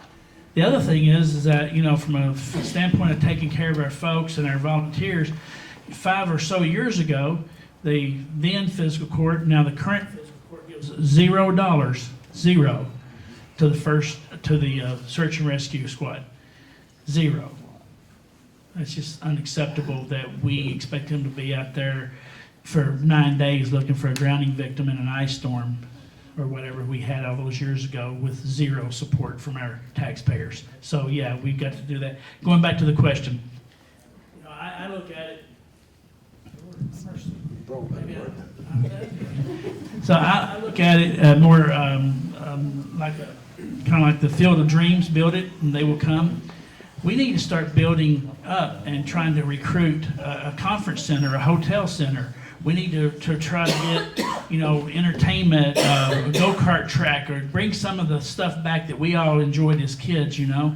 Those are the things that we need to do. We need to, because who wants to bring a corporate here and then have to drive 30 minutes for a glass of wine and a steak dinner? Honestly, you know, most companies won't want to do that. So we're going to have to start thinking that we're going to have to build like a hotel, which, by the way, I have been in contact. So since I've been announced a candidate, I have been working, even though I'm not elected, I have been working behind the scenes trying to get like the I-69, the 641 spur. I'm trying to get it renamed to the I-69 Business Spur, shooting all the way to Murray. Then it shows up on all the corporate headhunters. Right now, 641 does not show up in the interstate system. So that's what I'm trying to do. I'm trying to, and I've talked to several investors trying to bring them to bring in a conference center and a hotel into Benton. I originally thought maybe Draffenville would work, but after last week I found out that the current sewer system won't tolerate a hotel, so we need to bring it to Benton perhaps. 30 seconds. And then, taking care of our folks is absolutely required, but at the same time, we got to start economic development. We got to bring jobs. Right now, the average Marshall County travels 217 hours a year to their job, back and forth. And so that's 217 hours that you could be fishing, hunting, church, or any other activity. So we need to bring those jobs home. Time. Mr. Barr.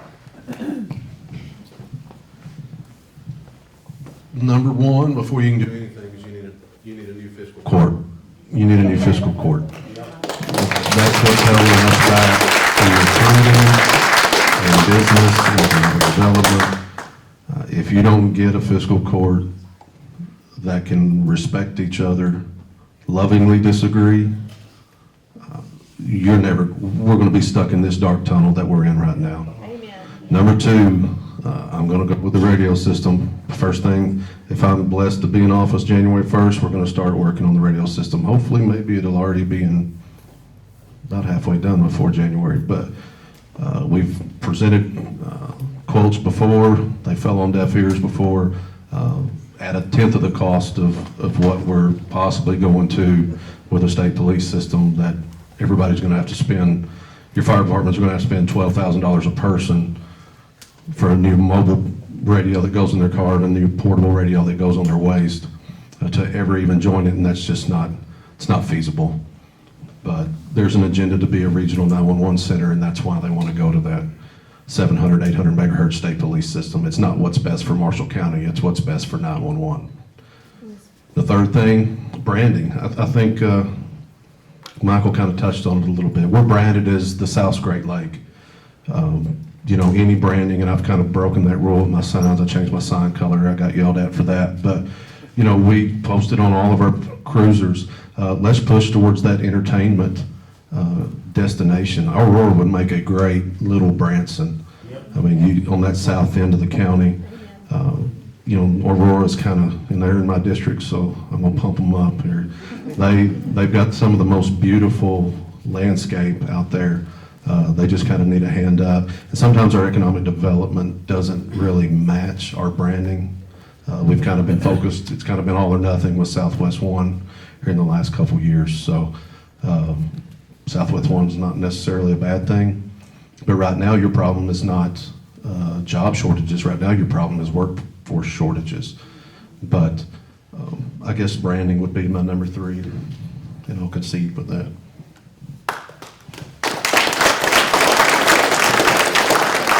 Mr. Brent. Thank you. All right, I'm gonna be just totally honest with you. If we fix the budget and we fix the fiscal court, most of these problems can be fixed. We can deal with it. The money's there, it's just not being spent properly. It's not being budgeted properly. They got their priorities, they're all screwed up. Kevin Spriggs is the only one that stood up and fought for this county to save us anything. That's the truth. You know, my house was hit by a tornado. You know who showed up to talk to me? Kevin Spriggs. Nobody else from the county ever came, talked to me, did anything. Kevin Spriggs did. He cares. But we need to fix the budget first. That's the first thing we need to do. We gotta fix that budget. We gotta get this house in order. That's a fact. So, with that, I need a bathroom break. I don't know about the rest of you, but I'm done here. I gotta use the bathroom.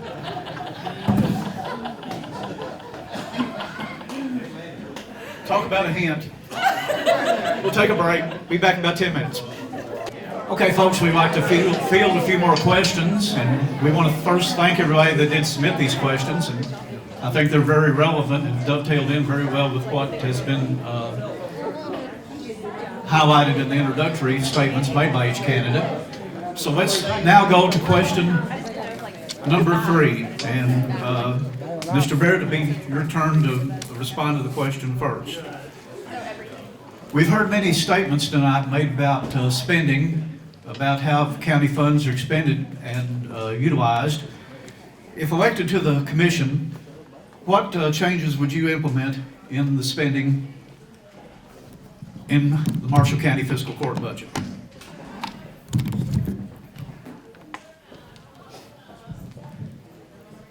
Again, What changes, if elected, what changes would you implement in the budget and the spending priorities in the county?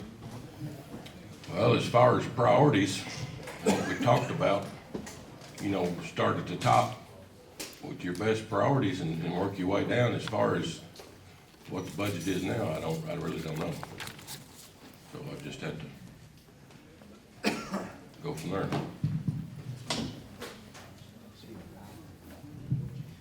Ms. Yates? I guess there's 2 ways to kind of look at that. Is that a generic question as far as affecting general spending of the budget, or is it more of a targeted question as to the budget as it looks right now? What are some changes that should be made? So with that said, there are things that being very diligent about things that come through that are, I guess that kind of goes back to the transparency and the cooperation I was talking about earlier, that is looking at the budget as a transparent document, and then being willing to work together on the items that either are questionable on a budget. Are these necessary? Are these can these be tabled till later?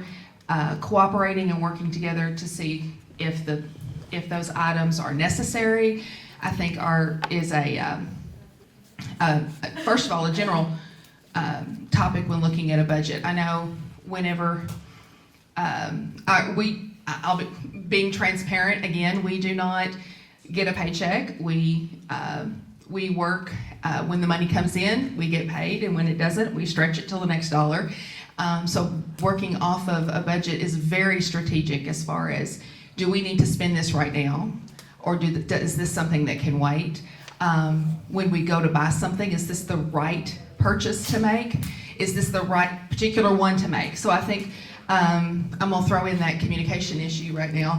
That's something that is ultimately a budgetary issue. So that is a questionable thing as far as we have to look beyond just buying something. We have to look at how that affects everyone that's going to be using a particular item. So I think that's when you talk about a budget, you have to see the different items that are on it. Are they prioritize them by necessity? 30 seconds. And then just cut me off. But then also determine whether they are whether it's the right timing for that, and then how to break those down. Okay. Mr. Thompson. As far as spending in the budget goes, I believe the county government's budget has to be run just like your household budget would. You can't have the heat go out in your house and it be freezing outside and you decide, well, let's go buy a new car and go to Florida. That doesn't make it better. It just puts the problem off till later. You have to be willing to prioritize and make sure that we're taking care of things that need to be taken care of, so that we don't end up with empty line items for maintenance in our facilities and such as that. We just have to be fiscally conservative. We have to make sure that what we're spending helps the county and the majority of the residents. It can't be something so spot itemed that only a few people are going to see the benefit of it. Everything needs to be for the greatest benefit of the county. As far as our bills that come in, we need to make sure that we're getting the best value for the items that we have to buy as a county, and we have to make sure that those things are really needed. You hear about porking bills and wasted spending at congressional level in the country, and we just got to make sure that when something gets purchased, it's something that meets our needs but isn't extremely extravagant.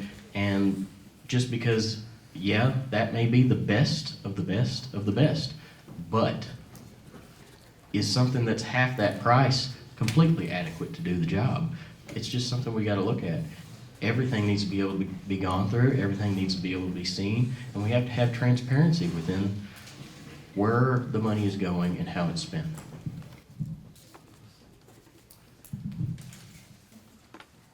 Mr. Gordon. You know, changing of the budget and how we can approach it. A couple of things that I would immediately look at. Just because it can, does it mean we should? That was a really good point, and it just took it from you, man. All right. So just because we can spend.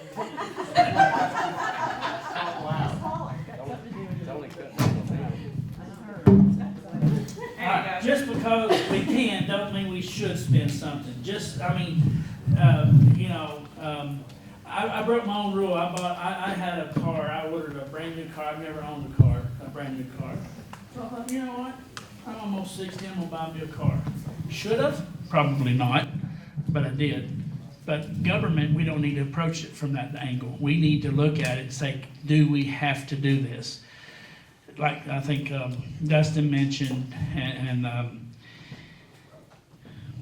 kind of like what Rachel was talking about too. You know, the thing is that the other thing is that Kevin and I and others, Kevin Spraggs and I and others have talked through the years, is that if it's possible, let's look at attrition. When somebody retires, can you do more with that, less of that person? Just because somebody retired from a department, does it mean you have to hire another person? And that was my idea, not necessarily his. I'm just saying those that, just because you can, like what you were saying, with your budget, just because you can, should you, okay?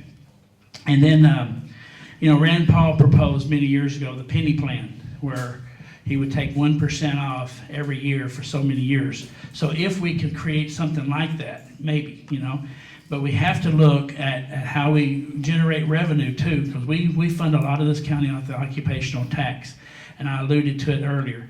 If almost all our jobs are going out of the county to work at Murray or Paducah, it used to be Mayfield, they kind of shrank too, then all those occupational taxes are going over there. So let's bring them back.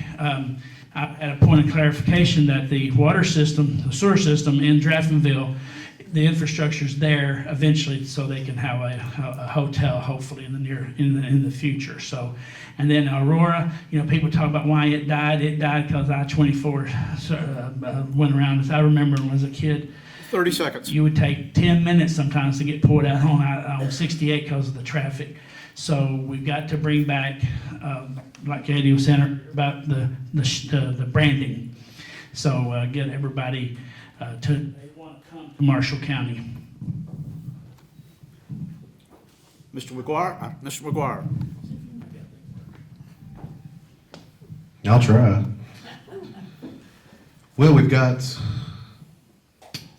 as far as the whole county budget, I know there's two separate debts right now that we have to pay every year. You've got the general obligation debt that we pay $436,000 a year on. And then you've got the Draftonville Sewer Project, I think that we pay about $189,000 a year on. It's about $604 total. So that does take up a lot of our, I won't say extra money. And that's part of the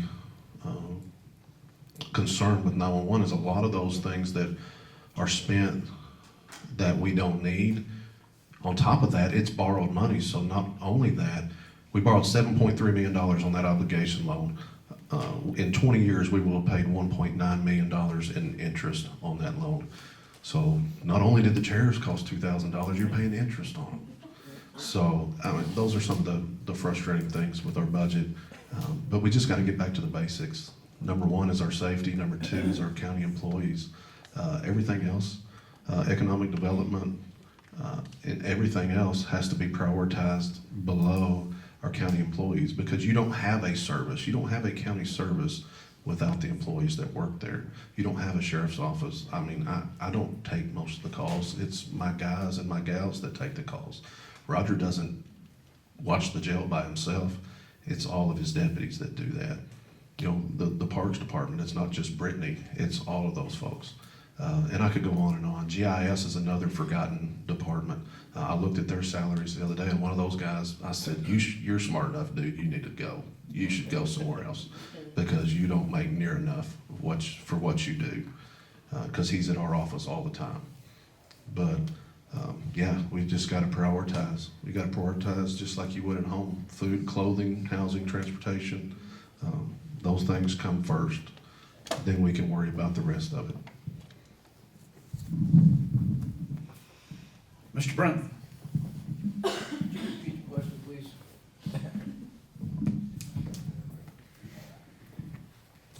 The question, once again, is what specific changes would you make in spending and prioritization in crafting a county budget? Okay, well, like always, I'm honest. I've not seen a budget. I don't know what can be cut. But I'll tell you this, I've owned a lot of businesses and I've trimmed a lot of fat. I do know how to cut a budget. I do know how to prioritize. I know how to set goals. And I believe I can do a lot of good for this county. But I've not seen a budget, so I'm not going to sit up here and lie to you and say, oh, I'm going to do this and I'm going to do that. I've not seen this budget.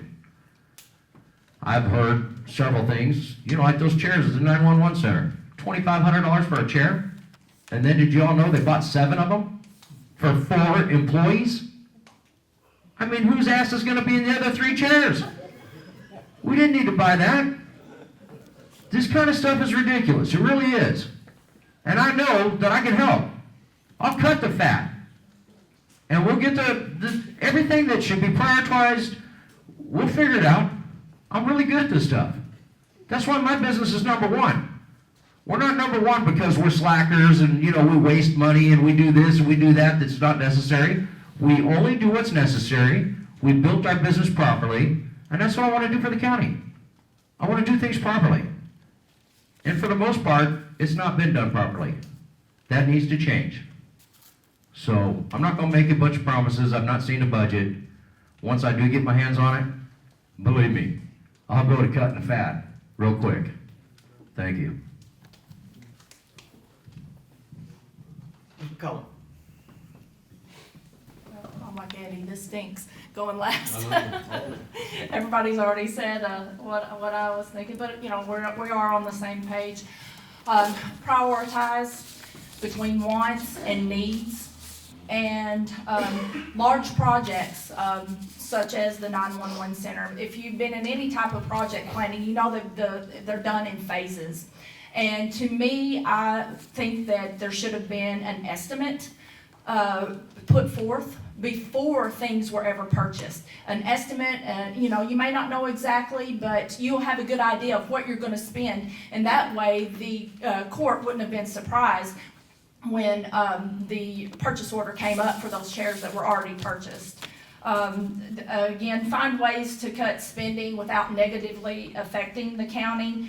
And one other, the process needs to be changed for our county departments to be able to order things, such as the road department. I know that they have had breakdowns, and they have to present a purchase order. And, it may be an immediate need, but it may be 3 days before that purchase order gets approved. The whole process just needs to be changed, and I would be glad to help try to figure that out. Thank you. Okay, question number 4, and Ms. Yates, you'll be the first one to answer this one. One of the most expensive cost in personnel is health insurance. Would you support continuation of full premium payment on family plans, or would there be a possibility of cost sharing as is done in many private sector organizations? Okay, well, of all the ones to start with, thank you. Well, I will say that we've seen both ends of that spectrum where we have had to we've had our insurance covered, we have had individual covered, and we paid for a family plan. Now we currently pay all of it because we're self-employed. So on all of that, I think that for one thing, to take something back, I think is not the best way to go. I think at some point you can't suddenly say, okay, so now it's been this way, we're not going to do this way anymore. If you're looking at making changes to something like that affects something, then you need to work at a way to move forward with that as opposed to suddenly affecting everybody. Because that's something that's planned for, that's something that is part of what a family brings in at this point. So that is, I guess, that would be something that would have to be addressed, looked over, considered, cooperated with, and figured out what would be the best way to move forward with something like that, as opposed to just immediately making a change that affects everyone. Mr. Thompson. As far as the county's budget goes, a very large portion goes towards providing health care coverage for the employees in the county. As far as changing everybody's plan from a fully covered type of plan to a cost-sharing plan, if it was something that was decided by the court that was the way that we needed to go to be able to move line items in the budget, it would need to be something that was presented as a grandfathering type of system, so that anybody that is currently in that system would be able to keep it and continue with it. And you may start implementing the change to new employees as they came into the system. It wouldn't be a quick overnight type of solution to the problem, but it keeps our promises that we've made to our county employees and makes sure that we're doing the best we can for them while also looking forward to our future and how we're spending our monies in the county. Mr. Gordon? So the question was, would we keep full coverage versus cost sharing? What I would tell you is that I have worked, like the other ones have said, they've worked jobs where it's all covered. I'm gonna give you a different perspective. Doc, you know, you've talked about this before, about like a concierge or like a private pay. Now, if the laws allow it, we could hire a doctor or a nurse practitioner and pay them $50 and get cost share of that, and they could do all primary. There's also laws in Kentucky that allows a doctor to buy generic prescription medications from wherever they're made at. So we could easily, for $50 an employee to $60, provide up to 80-90% of their generic medications, and we could also, then we could ask the employees to pay, say 25 of that, and we pay 25. Then the only thing they would need, and this would also include labs, x-rays, it would provide everything except for catastrophic care. And and we can also make that an employee health plan so that the employee health nurse then would be able to monitor and do care management, which that we all have probably experience at that, to make sure that they're not, if they're need to be out for 4 weeks, then if they're ready in 2 weeks, then we can bring them back on light duty or something. So there's ways that we can take this. We've got plenty of medical expertise, and we got 2 great nurses, me and Tammy, that's right up here on this panel, that would be more than willing to tell you that if there's anything that we know in healthcare, Tammy, what is that? Change is constant. I worked for 3 different companies in 1 year and never left the same building. So change is constant in healthcare, in government. So we have to, everything we need to do, we need to go, okay, let's look at this from a different perspective. So we can use doctors, we can use nurse practitioners to do like a concierge plan and give them everything except for catastrophic. When I was a kid, you didn't have primary care, you didn't have a medicine card. You had, if you broke your leg, you went to the emergency room or you went to get surgery. But when we went to Dr. Ellis or Dr. Ford, you know, you paid $10 or $12 to $15, and that was a large sum of money for my parents, you know. So, but anyway, so we got to look at this from a different perspective. 30 seconds. So let's bring the providers into this mix and get them to help solve the problem. And again, I think though one of the problems is the Affordable Care Act. If we have to provide all this processes, can we get a better deal from the insurance companies if we're not getting? And you know, then that'll be a choice by the employees too to join that plan. If they chose to join it, then they would have all their coverage there, and then we would only, as a county, we could pay 100% of their catastrophic hospitalization like we used to sell. Mr. McGuire? I forgot the question. What would your stance be on employee insurance? Many people in the private sector, is a cost-sharing thing.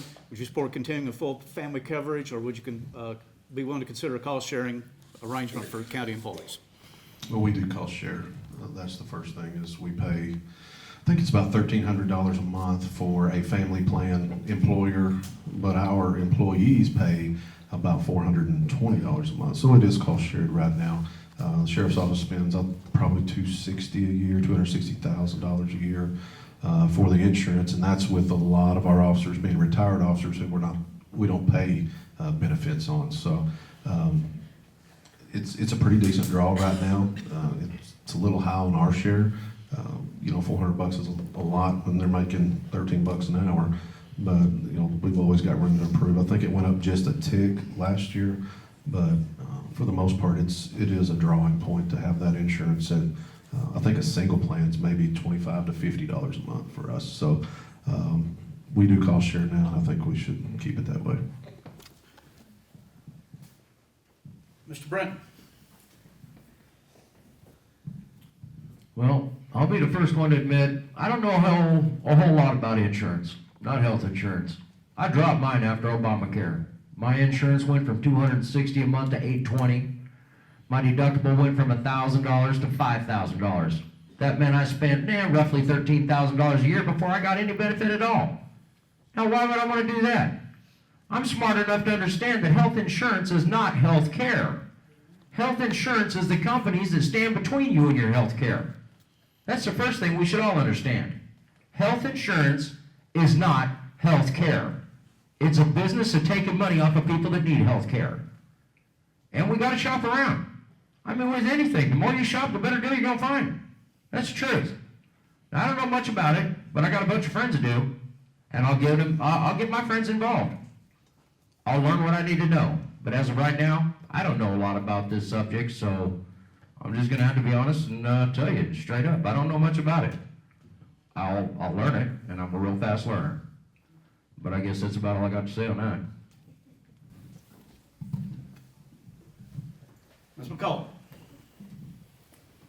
It's funny that we should have this question. I just called our insurance company today for our business and to get a quote, and for a family, it's $1,000 for a family of 3, and I'm getting a really good deal because I'm doing it through the chamber. So you know, with insurance costs being what they are, if these employees already have this set up and they are doing the cost share, I would hate to take that away if it absolutely came down to it where we had to, you know, make a change and, you know, the employee did have to put in more. I agree with what Dustin said, that it should be grandfathered in. Those that have already been doing this for 25 years, you know, it's just not right to change it at that point for them and just, you know, do it on new hires. I also agree with Mr. Brenton, you know, shop around. I'm all about trying to find the best deal that I can get. I don't know who the current carrier is for the county, and I have nothing against them,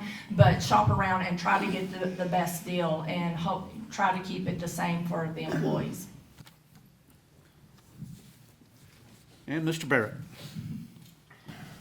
Well, it all comes back to the budget.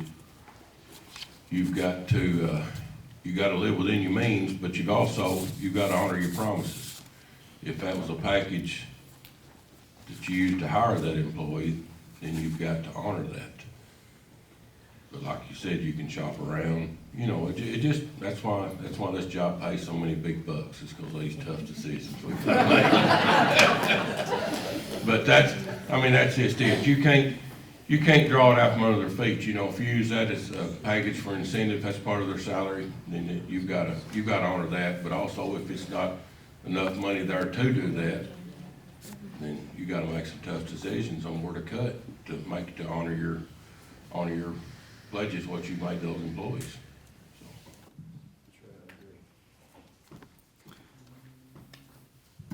Okay, I want to keep this to about 8:15, so we'll do one more question, then we'll hear from Commissioner Monty Collins, and we'll call it a night. So this will be our last question of the evening. I think this will be a good one to wind up on here.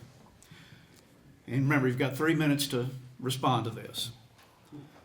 And Mr. Thompson, you go first. And the question is, what sets you apart as the best choice for this position?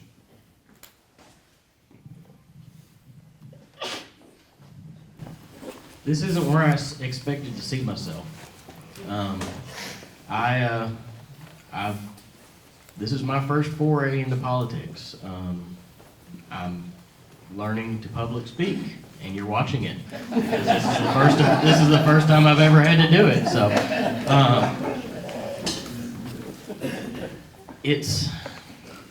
it means something to me. I'm a taxpayer in this county. I live here. I work here. I was raised here. I'm raising my daughter here. I think I've lived other places doing school. I've been to other places for training for work. This is my home. This is where I wanted to be. This is what I care about. As far as why I think I would be good for this, I'm willing to listen. I'm going to talk to people. I'm going to be available. I'm gonna work for the people of this county. I'm not doing this for me. I'm doing this for everybody in this county to be able to have a better life in this county and to see improvements made. I want jobs here. I want tax money to stay in this county. I want improvements that we can all see. I want to be a good steward of our tax money. A lot of this job is making the budget, making sure where that money goes is correct, and making sure that we're not wasting. I'm not here to argue with everybody. I'm here to work with everybody. And that's my biggest, I don't know how it's gonna go. I don't. This is new to me. But I'm willing to talk and I'm willing to listen, and I want to put the work in for everybody. I hope you'll support me. Like I said, I'm running for District 2, but ultimately, when we're elected, we're all one county, and that's where I want to get us to be. Thank you.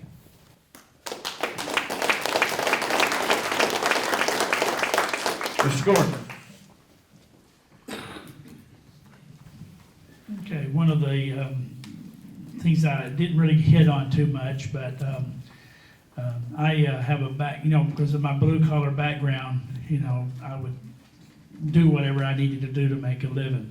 So after the Air Force, then after college, I couldn't get the jobs that I wanted, so I ended up selling insurance first as a debit door-to-door salesman for Life of Georgia, and then later I became a Series 663 registered representative with Prudential Securities, and also sold life insurance and health insurance. So I got a well-rounded background. Because of my blue-collar environment and nature, or raising, the Air Force put me on a backhoe and a dump truck, and I learned how to build roads. I couldn't do it now, but I know the principles behind building a road. So I have managed multi-million-dollar budgets. I've had 55 employees. I have actually worked as a contractor all over the nation. I've worked in 10 different states and managing people, solving problems. I was hired in to come in for 3 or 6 months and fix a problem and then go on. I always said it took me about 3 months to really not like me, and then by the 6th month, you was ready for me to go. So hopefully you'll give me your vote, and it won't be but a couple of things I want to point out real fast is that I'm the last guy on the ballot, but I'm going to be the first to make Marshall County great. Okay, so make Marshall County great again. Hey, I like that one. Yeah, it does. So, but one other thing I'd like to point out is that most people don't realize, when I talked about the coroner's office earlier, I got a deputy who makes $275 a month. I got another deputy that's considered a volunteer. I got another deputy who makes $500, another deputy makes $800. Y'all want to pick up bodies for $400 a month? We need to improve all of our infrastructure, all of our personnel. But, and so because of my experiences, I know exactly where the working guy's at. I've been in the finances, and I've been in all ends of it. I've sat in houses with roaches crawling across my feet. And then I've sat in mansions with governors and with senators, representatives. And so I'm telling you, I am by far the most qualified person here. And absolutely, unequivocally, I believe that, or I wouldn't be here, because I could have ran for coroner. 30 right? seconds. But I chose not to because, frankly, the job was killing my back.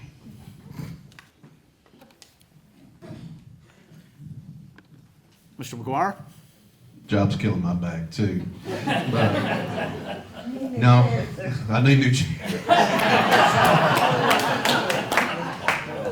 I think my most unique qualification is being a cop all your life. You don't have any sense of self-preservation in this world. Whatever it takes to get a job done, I'm going to do it. If I have to go to battle with somebody, I'm going to go to battle. If I have to go to battle for somebody, I'm going to go to battle. I knew when I signed up for this job, I'd been sued and slandered for months before I ever started, and I chose to run anyway because we've got to have a change. District 1 seat, we've got to have a change. Because when you're a leader, what you allow is the same as what you encourage. And we've allowed this to happen. We've allowed us to get in these holes. We've allowed us to get in this dark tunnel as a fiscal court. You know, we're known all across the state, especially in the law enforcement world. You've got an ex-cop as a judge executive, and you're constantly under attack. I mean, that's the number one hardest recruiting tool that we have as a sheriff's office. So it's gonna be up to you all whether you turn that light on at the end of the tunnel or not. In 45 days, I'll sleep like a baby either way, but I certainly believe I'm the best candidate for District 1, and I would be grateful for your vote.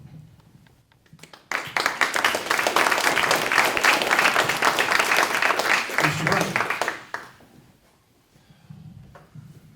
What makes me different? Well, pretty much everything. I'm not born and raised in Marshall County. I'm here because I choose to be here. Not because I was born here. I choose to be here. I love Marshall County that much. I could be anywhere in this country I want to be. I've been in every state but two, Maine and Hawaii. Other than that, I've seen every state, and I've spent a lot of time in every state. I used to do motorcycle rallies for a living. I traveled all over the country for 15 years. I choose to be here. I chose to bring the money that I made outside of Kentucky right here to Marshall County and invest in Marshall County because I love this county. I like the people here. All these people up here, they're good people. I think that all of them, their hearts are in the right place.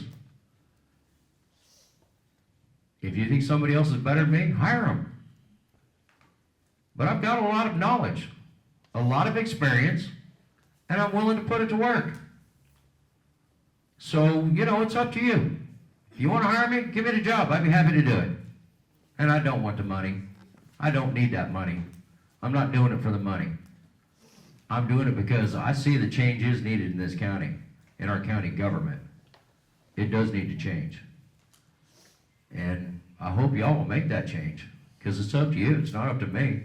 I only have one vote. That's all I get. I want to see change happen.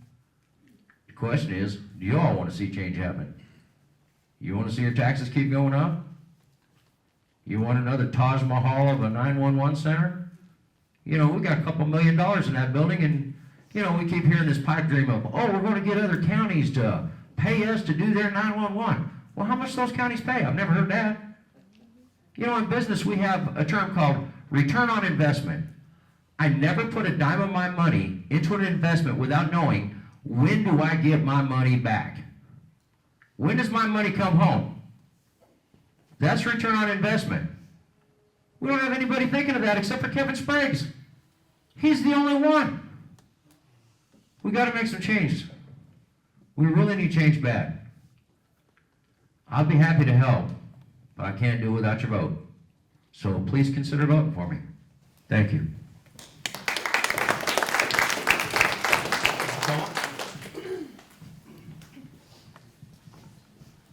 Well, I never thought I would see myself as a politician, but here I am. And to let you know how I got here, I've told this story 1,000 times, but it's the exact truth. My husband and I sit at home every night. We watch the national news, we read about the local news, and I watch the fiscal court meetings. I would go into the greenhouse every morning, and we would be cutting our lettuce and packaging it to get our orders out. And I would just be talking about everything that's going on. And Dad said, you know, you should run. You should run for office. And then my husband encouraged me as well. And so that's part of what sets me apart is I'm doing this because I'm passionate for the members of this county. I have diverse experience and background. I have lots of contacts and resources because, as someone had mentioned earlier, no one person is going to have all the answers, but you've got to be able to know the people and to find out for yourself and to do the research. And I know that you're not going to make everybody happy all the time, but I just want to try to do what is right. I've worked with surgeons for many, many years, and they've thrown instruments across the room, they've yelled, they stomped, they've done everything. So if I can handle that, I think I can handle being a commissioner. I'm number 3 on the ballot, and I would appreciate your vote on May 17th. Mr. What was the question again? I forgot. Oops, sorry about that.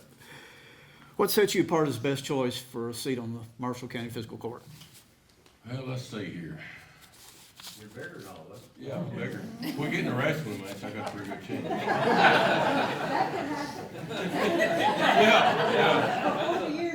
Yeah. But, I think my 31 years' experience of being in business in Marshall County, and no offense, but it's by choice too. I love Marshall County. I wouldn't want to go nowhere, except maybe a week at a time. But, I think that I've got something to offer with all of my experience in managing business, meeting budgets and payrolls. My experience with, building roads, buying and purchasing equipment, knowing what you need and what you want, know the difference. And, when I was tolling over whether to run or not, I asked my brother about it. Me and him, we're on our own companies, but we work as one company together a lot. And he told me I was crazy. I asked my wife, she said, well, do whatever you want to do, so. I told my pastor I was thinking about it. He said, well, let's put it on the altar and pray about it. And you know, we did that, and it lifted the burden off me. I've got peace. If I get it, I've got peace. If I don't get it, I've got peace, so. That's what I've got to offer if elected. Ms. Yates. All right, Marty, I'm gonna steal some of yours for a minute. Short answer is, I prayed about it. I mean, that's the short answer. The long answer is, excuse me, the long answer is that, I, just like everyone up here, I do have a business I have the business background. I have planning background. I have marketing and media background. I truly do have the first responder background. Let me just throw that one out there. We had to put in a road when we bought a house that actually ended up being a subdivision road that we thought was our driveway. Oh my goodness, and the mess that we had to go through for that. But crazy enough, I get it. I get culverts and I get weight of this and weight of that. We talk shop over table because my brother retired from the Department of Transportation. The things that he would just talk about. I mean, we all bring something. That's the easy answer. But let me just tell you something that we would tell our kids. There is the distance between expectation and reality is disappointment. The farther you are from your reality, the bigger your disappointment. So there's two ways to affect that. I can change my expectation and make it closer to my reality so my disappointment is less. Or I can expect what I should expect and affect my reality. And that's where I'm standing. I'm standing with the fact is I should not have to lower my expectation to live in Marshall County about things that I'm not happy with, but I can affect my reality, and that's exactly what I did when I registered as a candidate. So with that in mind, I repeat what I said earlier. This is an opportunity for the many to select the few. Not that the few have any more authority, but they are the ones that are going to sit in the seat for the many. That is a weighted statement, that is a servanthood statement, and that is a humble statement. And so I again ask to humbly be your servant as the District 2 County Commissioner.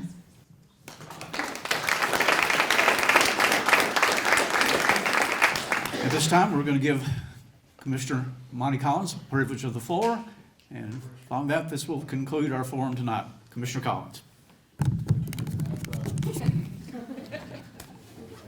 Yeah, you didn't say how long I had, but 10 minutes. All right, I'll tell you, I've been through some tough fiscal court meetings. I have. But I'm not sure I've ever been in a speaking engagement like this, that is going to be this difficult on me, other than the speaking engagement on Relife and talking about addiction. So I do hope maybe at least that you can appreciate I don't have a primary opponent. Currently, I don't have an opponent at all. I don't have a Democrat in the race. I could have an independent get in, but I don't have an opponent. So I do hope that maybe there's some appreciation for that. I want to say I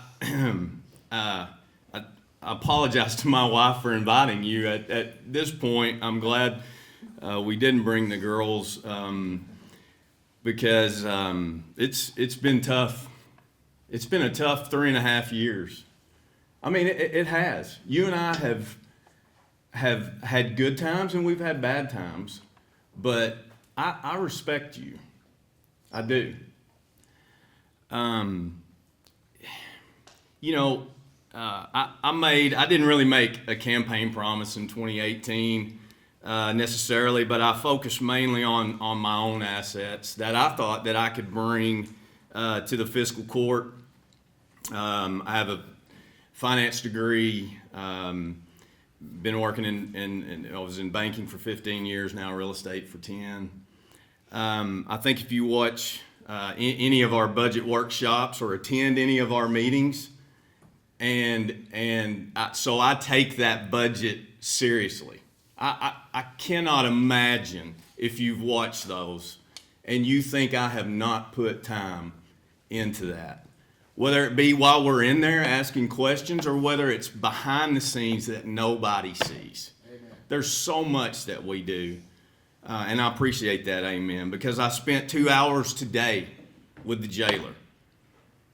Spent an hour a couple of nights ago talking to the West Marshall Fire Department fire chief, who knows a lot about this radio system, and trying to get to something. But does anybody see that other than her and my kids who are hearing me talk while I'm going back and forth on our deck in the back, or going in my room and shutting the door while they're watching TV, and you could spend time with them, but you don't because you're dealing with this. So I want you all, here's all I'll say is be prepared for that. I understand until you're in it that you maybe don't get all of it. I get that. Trust me, I do. I think it's not crazy to run for the office. It's crazy to run for the office again. That's what's crazy. Running for it again. So, but I do it because I do love this county. I do. We all love this county. I get that. But I take a lot of time away from the other stuff that means a lot to me, to spend those times, those 2 hours with Roger or that 15. Yeah, he told me he only needed 15 minutes. But anyway, I ran in saying just two things. I won't be a yes man, but I won't be an obstructionist. And let me tell you what that's done. That's, to some people, thought I was on the fence. That's not what it was. I was taking every single decision separately. It didn't matter. Kevin and I have known each other for a long time. We would agree with each other. Then the next time I might not agree. You know, there are a big deal. I talked to the Young Americans for Freedom Club just a couple of days ago at Marshall County, and I made this point. And then I told Denise, I was like, I don't know where I came up with that, but it's brilliant. So at least one laugh. But I'm serious. Think about this. There are 435 United States congressmen. There's 100 United States senators. There's 39 state senators. There's 100 state representatives. There are 4 on this court. My wife and I have 2 16-year-old daughters. The 4 of us cannot ever ever agree on what to eat for dinner. Never. Think about that. There are 4 of us. So a 3-to-1 or a 2-to-2 does not necessarily mean one side is right and one side is wrong. But it's okay that we don't agree. It doesn't make us a joke. And so I take it seriously. I see posts when they say the county, blah, blah, and I take it like it's me, and it's probably not. Denise would tell me, just because you mentioned the fiscal court doesn't mean it's about you. Well, I can't do that. I take it personally, and so I just want you to know that some of the stuff that we've talked about tonight, we have been moving towards that. I mean, I feel like we've brought water to more people in the last 4 years than has been brought to people in years before that. It is not cheap. I think great example there. I mean, you could spend $700,000 and it might take it to 40 homes. This broadband, we all want that. But let me just say, the first grant we put in was for a split. It was going to go to potentially, I think, 313 houses, potentially. 313 houses that would get broadband that don't. The bill is $2.7 million. There's potentially 5,000 unserved houses in this county. That is a $27 to $30 million get. So it takes us, fighting for this county with our state senators and our state representatives, or our United States senators or our United States representatives. And we do that all the time. It's behind the scenes, but we do it all the time, trying to say, do whatever you can to get us this money. So it's tough. It's a big get. It's a lot of money. It's not going to be done overnight. Whoever said that, it may not take that 4 years. I totally agree. But we've got this ARPA money. We've committed every single dollar of it to water. Every single dollar of it to getting water to folks who truly need it. Again, broadband. It's been a tough 3.5 years. COVID, obviously, has taken a big piece of that. We helped businesses keep afloat during that time. People needed jobs. They were able to keep that job, hopefully, because we were able to do that. So I feel I take a lot of pride in the stuff that we've done. And I know it's not perfect. We've not done everything every single one of us wanted to do, and you will not either. But I can guarantee you this: if I'm lucky enough to be there, I'll work with whoever is in that office. I don't care. Whoever's in the judge's seat and whoever is on that court with me. I think I've shown that during my time. I'll just end, I guess, with this, and that is, I think we've got to a point where compromise is seen as weakness, and that saddens me. One of the greatest politicians ever in this state was known across the nation as the great compromiser. What would he be today? Would he be the guy that gets beat up because he tries to help, not both sides of the aisle even, but just anybody within his own party? So please, whatever we do on May the 18th, we have to remember we're all Republicans regardless. Let's come together and do what's best for this county, because I know that's what we all want. It's just how we get there. Thank you all.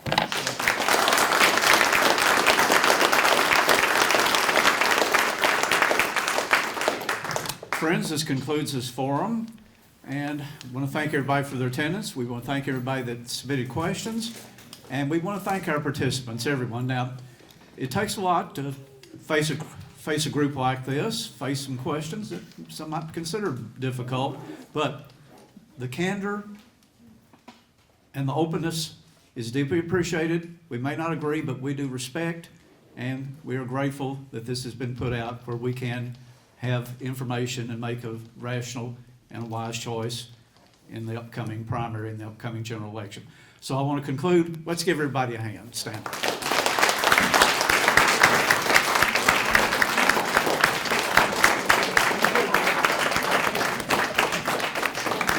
I wish everybody a safe journey home and a blessed Friday. Good night.